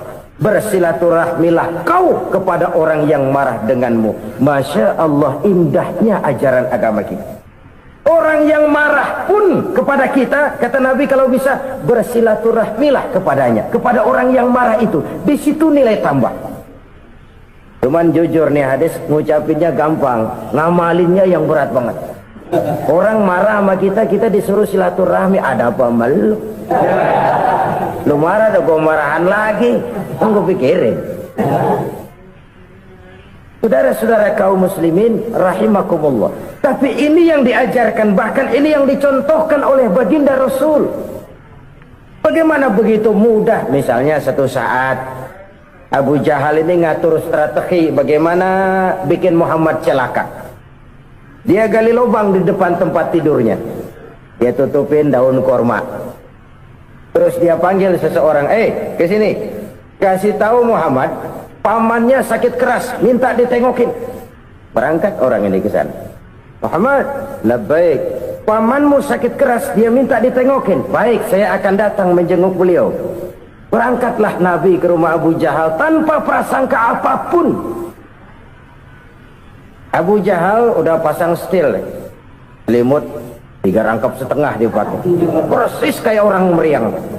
Tapi sembari ngintip dari balik selimut, begitu Muhammad buka pintu, nah masuk perangkap nih. Muhammad jalan menuju tempat pembaringan. Makin lama makin dekat, makin lama makin dekat, makin dekat ke lubang yang dipasang oleh Abu Jahal itu. Dalam hati Abu Jahal, terus dah jatuh, mampus dah lo ini. Mampus lo hari ini nih. Apa yang terjadi? Malaikat Jibril datang. Muhammad, pamanmu cuma pura-pura sakit. Di depan tempat tidurnya ada lubang perangkap supaya kamu jatuh ke situ. Udah, kamu pulang. Balik kanan Nabi. Sudah hampir jatuh ke lubang, balik kanan, pulang. Bayangin kecewanya Abu Jahal. Muhammad dikit lagi, Muhammad dikit lagi. Enggak paman, saya pulang aja. Emosi bangun dari tempat tidur, enggak sadar kalau lagi pura-pura sakit. Lompat ngejar Nabi, dia lupa dengan lubang yang dia gali. Serak, nyemplung sendiri ke dalam lubang.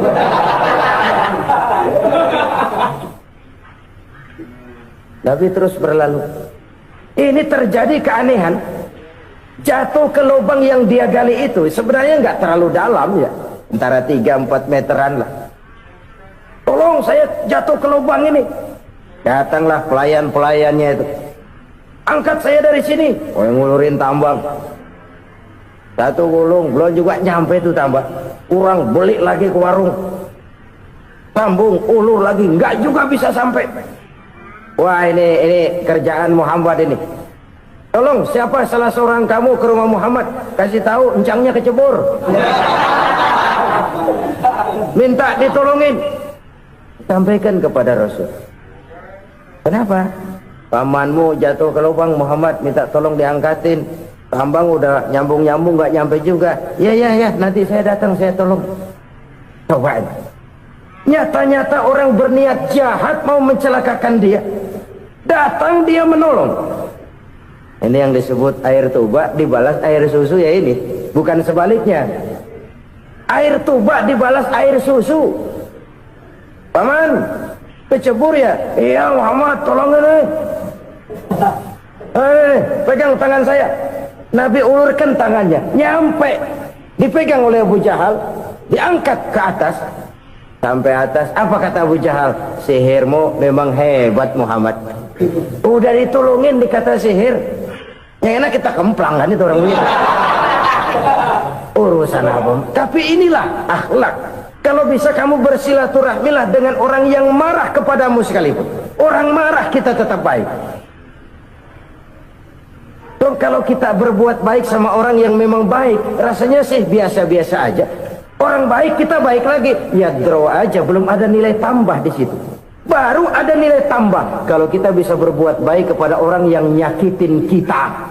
Itu namanya kita setingkat di atas dia. Dia sakitin kita, kita berbuat baik sama dia. Dia pelit sama kita, kita baik sama dia. Dia marahin kita, kita deketin dia. Di situ kita punya nilai tambah. Jadi siapa yang ingin diluaskan rezekinya kata Nabi dan dipanjangkan umurnya, hendaklah ia banyak-banyak bersilaturahmi. Sederhana sebenarnya silaturahmi, tapi silaturahmi membangkitkan semangat kesatuan dan persatuan. Kesatuan dan persatuan melahirkan kekuatan. Dalam matematika 1 ditambah 1 pasti 2.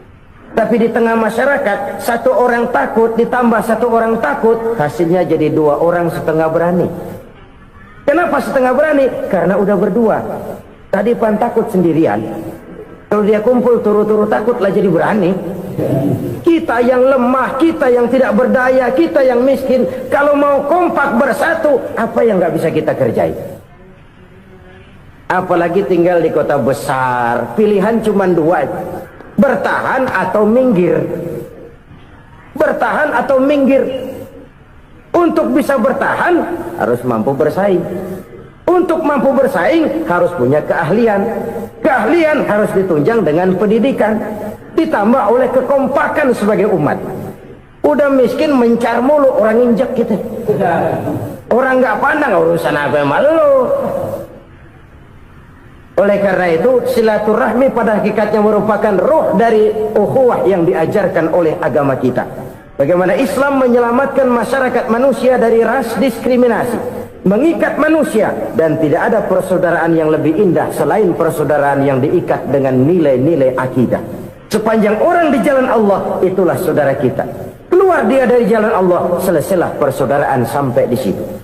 Karena itu, kalau ingin menyimpan sesuatu di surga, banyaklah bersilaturahmi. Datang ke rumah ini, datang ke rumah itu, dan lain sebagainya.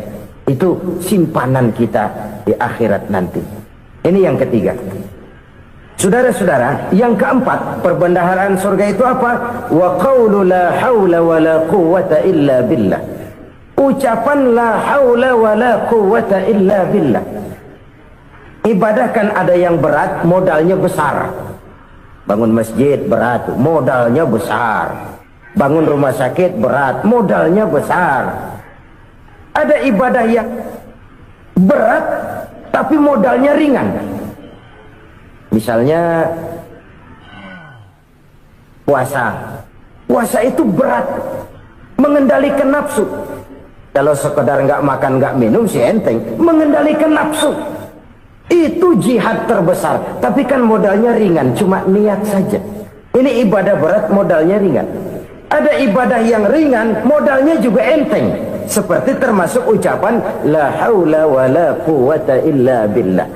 Tanpa sadar, la haula wa la quwwata illa billah, nyelengin tuh di surga. Nyelengin, kita nggak terasa, nyelengin simpenan akhirat. La haula wa la quwwata illa billah, nyimpan lagi. Kaget, la haula wa la quwwata illa billah, nyimpan lagi, banyak simpanan. Walaupun sebenarnya yang dimaksud di sini adalah kesadaran batin bahwa tidak ada daya dan kekuatan kecuali Allah. Itu intinya. Kita memulai pekerjaan disunahkan baca bismillah, kan begitu. Apa itu? Kesadaran moral. Bahwa ini saya bisa kerjakan, saya kerjakan ini dengan menyebut nama Allah. Kenapa? Kalau Allah tidak memberikan daya dan kekuatan, mana mampu saya kerjakan ini. Maka saya kerjakan ini dengan menyebut nama Allah. Bismillah. Kesadaran moral. Manusia hanya wajib berusaha, tapi nggak pernah wajib berhasil. Banyak hal-hal yang kalau kita renungkan secara rasio nggak mungkin, tapi jadi kenyataan. La haula wala quwata illa billah. Tidak ada daya dan kekuatan kecuali bagi Allah semata. Subhanallah, sungguh luar biasa apa yang sudah disampaikan oleh guru kita almarhum Kiai Haji Zainuddin MZ. Sahabat beriman yang dirahmati Allah, tetaplah di channel ini karena kajian ini belum selesai dan masih banyak hal-hal menarik yang akan disampaikan oleh guru kita almarhum Kiai Haji Zainuddin MZ. Maka dari itu tetaplah di sini dan mari kita lanjutkan kembali. Selamat mendengarkan. Kesadaran moral akan kelemahan dan keterbatasan makhluk bernama manusia. Kadang kita kagum dengan otak, tapi kita sering lupa sama yang bikin otak. Padahal bagaimanapun hebatnya otak, yang bikin otak pasti lebih hebat dari otak. Nggak percaya, silahkan otak-otakan. Inilah kecenderungan. Kita kagum dengan pesawat-pesawat mutakhir, bukan main, besi gede banget terbang itu. Alangkah hebatnya. Lalu apa yang bikin otak tidak lebih hebat dari itu semua? Kita puji laut, apa yang bikin laut tidak lebih hebat dari laut itu? La haula wala quwata illa billah. Tidak ada daya dan kekuatan kecuali Allah. Apa yang bisa kita lakukan kalau tidak karena daya dan kemampuan yang diberikan oleh Allah kepada kita? Lahirlah sikap tawadu, rendah hati, tidak melonjak menjadi angkuh dan sombong, sadar akan kelemahan dan keterbatasan diri sebagai makhluk yang diciptakan oleh Allah Subhanahu wa taala. Jadi satu sisi ini ucapan yang berpahala, la haula, jadi wiridan. Pada sisi lain ini kesadaran moral, sikap mental, kesadaran batin bahwa yang punya daya dan kekuatan itu cuma Allah. Kita nggak pantas untuk sombong, sebab sombong itu pakaiannya Allah. Kita nggak sedang pakai pakaian Allah, kegedean. Dan makin kita renungi, makin terbentur. Apa sih yang bisa kita sombongin? Kita mau sombong apa? Kaya? Pintar? Itu kan semua relatif. Di atas langit masih ada langit lagi. Jadi oleh karenanya, marilah kita menyadari. Manusia hanya wajib berusaha, tapi tidak pernah wajib berhasil. Yang berusaha saja tidak wajib berhasil, apalagi yang tidak berusaha. Islam bukan agama orang pemalas yang selesai sholat lalu endelohom, nggelenggem ayem-ayem. Tapi Islam bukan agama orang sombong yang setelah berusaha lalu tidak memerlukan Allah. Kita bisa saja bikin proyeksi, tahun sekian kita bakal panen besar menurut perhitungan otak. Tapi ada kejadian lain. Apa? Tikus ngambek. Habis itu dimakanin tikus, panen gagal. Proyeksi rasional gagal oleh tikus-tikus yang ngambek itu. Bisa saja terjadi. Tahun depan kita panen besar, urung. Kenapa? Musim panas panjang. Lalu sekarang ini koran-koran bikin berita musim mengalami penyelewengan. Bukan cuma manusia yang nyeleweng sekarang. Musim pakai nyeleweng. Mestinya kan musim hujan udah selesai, masih hujan-hujan juga. Musim. Nah sekarang kita boleh bikin proyeksi, kita bakal panen besar. Tahu-tahu musim panas panjang, sawah retak, air kering. Cari teknokrat yang paling botak, suruh pendekin tuh musim panas.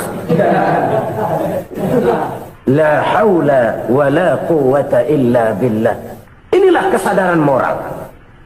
Saudara, saya teringat satu saat ada seorang konglomerat. Umurnya ya kira-kira 70-an. Satu saat dia ditanya oleh wartawan, "Pak, umur Bapak berapa sih?" "Ya paling 10 tahun." 10 tahun? 10 tahun? Anak Bapak berapa orang? Satu. Satu saja? Satu. Harta bapak berapa? Ya paling-paling bangsa 7 juta kali. 7 juta? Iya. Pak, kenapa bapak bohongi saya? Bapak punya buku biografi, koran-koran, majalah-majalah banyak memuat cerita riwayat hidup bapak. Saya tahu umur bapak 70. Kenapa bilang cuma 7 tahun? Saya tahu anak bapak 8. Kenapa cuma bilang 1? Saya tahu harta bapak miliaran, mungkin triliunan, pabrik di mana-mana, bank di mana-mana. Kenapa bilang uang bapak cuma 7 juta? Nah, kata si konglomerat tadi, kamu benar nak, kamu benar. Umur saya kalau jumlahnya memang 70 nak. Cuman ingat-ingat saya, baru 7 tahun terakhir ini saya sujud. Baru 7 tahun terakhir ini saya berusaha dekat dengan Allah. Saya laksanakan perintahnya, saya jauhi larangannya. 7 tahun inilah rasanya yang ada nilainya di hadapan Allah. Yang 63 tahun matong, kelabu, kelem umur gue. Habis untuk maksiat, untuk munkarat. Maka ketika ditanya tadi, umur saya 7 tahun itu. Oh begitu Pak. Oh iya. Lalu anak Pak, anak bapak kan 8. Kenapa bilang cuma 1? Nah, kalau jumlah hitungannya memang anak saya 8. Tapi dari 8 orang ini rasanya cuma 1 nih yang bakal jadi buah hati, belahan jantung, pelanjut cerita, penerus sejarah, bakal jadi anak soleh yang akan mendoakan saya. Cuma 1 rasanya anak saya ini yang bakal jadi buah hati saya, besar-besaran saya, yang akan mendoakan di kubur saya, yang akan mendoakan di akhirat saya. Yang 7 orang mana, masya Allah, yang 1 tenggeng, yang 1 nyekek botol mulu, yang 1 nggak karu-karuan. Makanya saya bilang 1 anak saya yang akan bisa mendoakan saya. Oh begitu Pak. Iya. Nah, harta Pak, harta bapak kan triliunan, pabrik bapak di mana-mana, uang bapak hampir di tiap bank-bank besar. Kenapa bilang cuma 7 juta? Betul kau nak. Harta saya kalau jumlahnya memang miliaran, triliunan mungkin. Tapi yang saya ingat baru 7 juta tuh yang saya belanjakan di jalan Allah. Saya nyumbang masjid, saya santuni yatim piatu, saya bantu pembangunan pesantren, saya bantu pembangunan rumah sakit Islam. Itu yang akan saya bawa pulang ke akhirat, yang 7 juta itu. Yang triliunan itu nanti akan diperebutkan oleh anak-anak saya sebagai waris saya. Jadi harta saya 7 juta itu yang bakal nemenin saya di akhirat, yang akan saya bawa pulang jadi teman saya. Saudara-saudara kaum muslimin, jangan-jangan orang tua itu adalah kita-kita ini. Jangan-jangan kita-kita ini adalah orang tua itu. Jangan-jangan itu potret dari diri kita masing-masing. Dari sekian umur yang diberikan Allah, berapa tahun yang ada nilainya di hadapan Allah? Dari sekian anak-anak yang merupakan amanah, berapa yang akan mendoakan kita sebagai orang tuanya menjadi anak soleh? Dari sekian banyak harta yang diberikan Allah, berapa yang akan kita bawa pulang menghadapnya nanti, yang kita belanjakan di jalan Allah? Ini sebuah potret kehidupan. Karena itu kita kembali kepada la haula wa la quwwata illa billah. Kita wajib berusaha, kita wajib berikhtiar. Selebihnya segala daya dan kekuatan hanya milik Allah saja semata-mata. Satu kesadaran batin dari setiap pribadi muslim. Setelah ia berusaha dan berikhtiar, ia menyerahkannya kepada Allah Subhanahu wa ta'ala. Jadi satu sisi ini merupakan wiridan ucapan yang mengandung pahala, pada sisi lain ini merupakan sikap batin dari seorang muslim di dalam ia menghadapi realitas kehidupan ini. Saudara-saudara kaum muslimin rahimakumullah, kalau ini kita jadikan satu basis kehidupan, maka ini akan menyelamatkan manusia dari kemungkinan tergelincir menjadi orang yang lupa diri dan lupa darat. Sebab itu Imamul Ghazali berpesan, jaddidis safinah fa innal bahra amiq, wa khuziz zad fa inna safara ba'id, wa khaffifil hamla fa innal hamla sadid. Perbarui selalu kapalmu karena lautan sangat dalam. Bawa bekal yang banyak karena perjalanan ini sangat jauh. Ringankan beban karena kebanyakan beban akan menyakitkan. Alangkah indah kalimat ini, alangkah dalam makna yang terkandung di sana. Perbarui selalu kapalmu karena lautan sangat dalam. Apa artinya ini? Jaga mentalmu baik-baik. Pelihara imanmu baik-baik, karena hidup penuh cobaan seperti lautan. Kita kalau berlayar di lautan kan kadang-kadang tenang, angin bertiup sepoi-sepoi basah. Jika malam datang, bintang gemintang bertabur menghias cakrawala. Rembulan memantulkan sinarnya dengan indah. Dalam keadaan begitu berlayar enak. Tapi lain saat ombak menggunung, halilintar menyambar, angin topan bertiup. Berapa banyak sudah saudara-saudara kita yang tenggelam di lautan dunia tanpa sadar bahwa dia belum sampai kepada pantai yang akan dituju. Berapa banyak sudah saudara-saudara kita yang tenggelam di lautan dunia ini tanpa sempat bangkit lagi. Dia menyangka sudah sampai kepada tujuannya. Hati-hati kapal jangan sampai bocor karena lautan sangat dalam. Iman ini jaga baik-baik karena hidup penuh dengan ujian. Wa khuzizat fa inna safara ba'id. Bawa bekal yang banyak karena perjalanan sangat jauh. Saudara mau ke Bandung, bawa duit.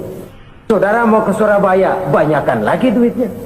Saudara mau ke Mekah, gepokan, iketan tuh duit nggak lembaran lagi. Makin jauh perjalanan, makin banyak bekal yang harus kita bawa. Kalau saudara dari Jakarta mau ke Surabaya, kagak bawa duit berangkat juga, itu sih bukan berani namanya, nekat. Sampai Surabaya belum tentu, sengsara di jalan udah pasti. Kenapa? Nggak bawa bekal berangkat. Sama juga kita nih, misalnya belum sempat sembahyang, mati. Waduh, berani banget orang. Belum punya bekal, mati. Sengsara di jalan. Atau bekal tidak cukup. Dari Jakarta saudara mau ke Surabaya, bawa duit 500 perak. Paling jauh Cikampek nyampenya itu. Paling jauh itu. Antara jauhnya perjalanan dengan bekal yang saudara bawa tidak seimbang.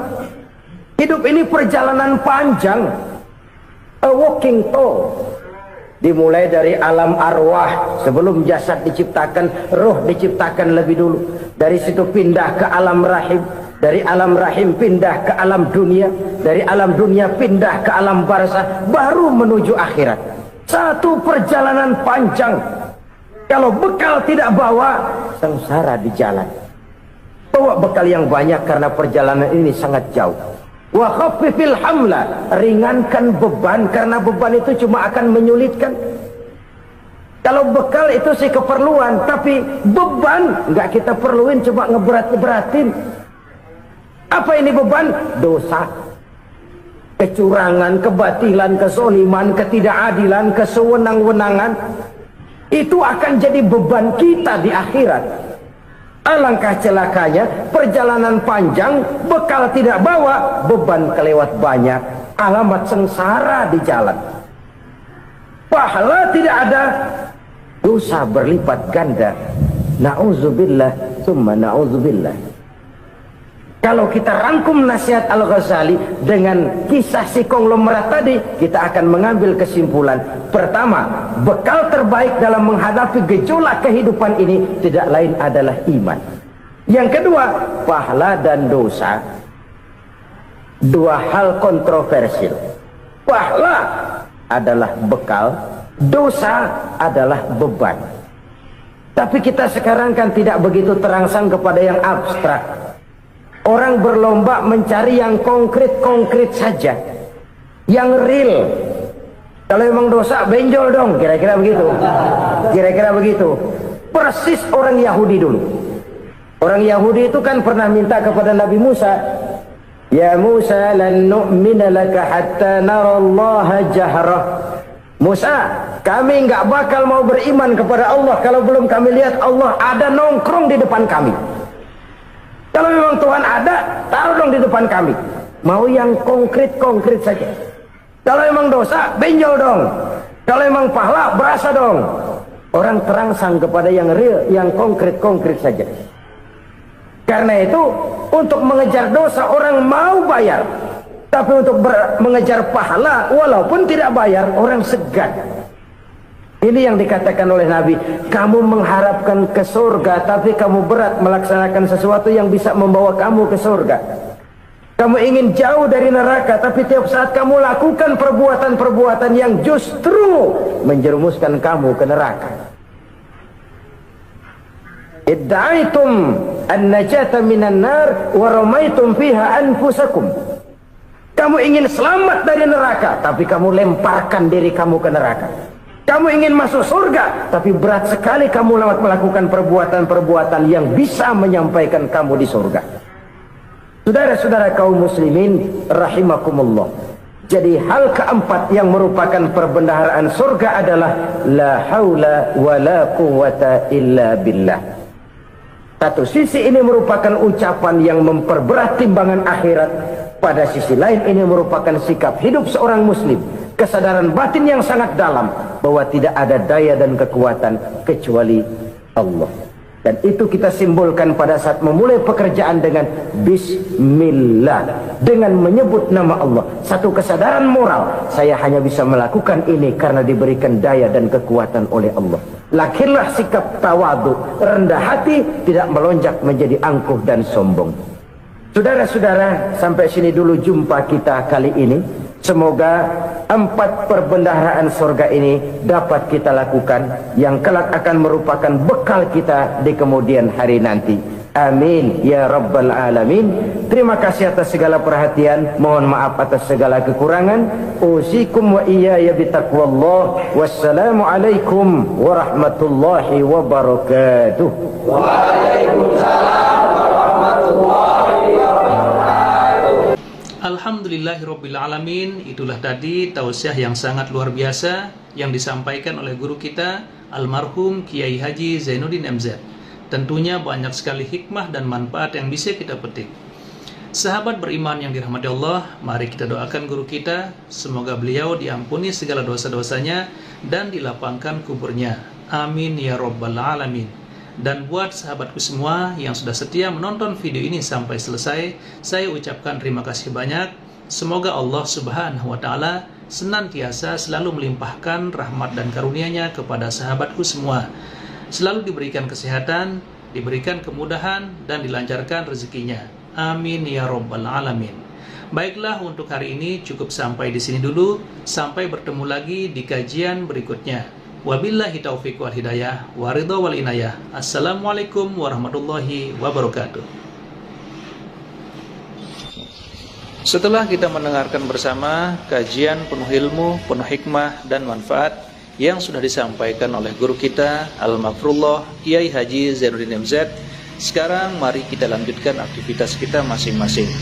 Saya doakan semoga sahabat semua selalu diberikan kesehatan, kemudahan dan kelancaran. Amin ya rabbal alamin. Sampai bertemu lagi di video Samudra Doa berikutnya. Assalamualaikum warahmatullahi wabarakatuh. Assalamualaikum warahmatullahi wabarakatuh. Alhamdulillahirrabbilalamin. Wassalatu wassalamu ala ashrafil anbiya'i wal mursalin Sayyidina Muhammadin wa ala alihi wa sahbihi ajma'in. Amma ba'du. Sahabat beriman yang dirahmati Allah, alhamdulillah kita bertemu lagi di channel ini. Doa dan harapan saya semoga sahabatku semua selalu diberikan kesehatan, dimudahkan segala urusannya, dan dilancarkan rezekinya. Amin ya rabbal alamin. Pada kesempatan yang berbahagia ini, saya mengajak sahabatku semua untuk mendengarkan tausiah yang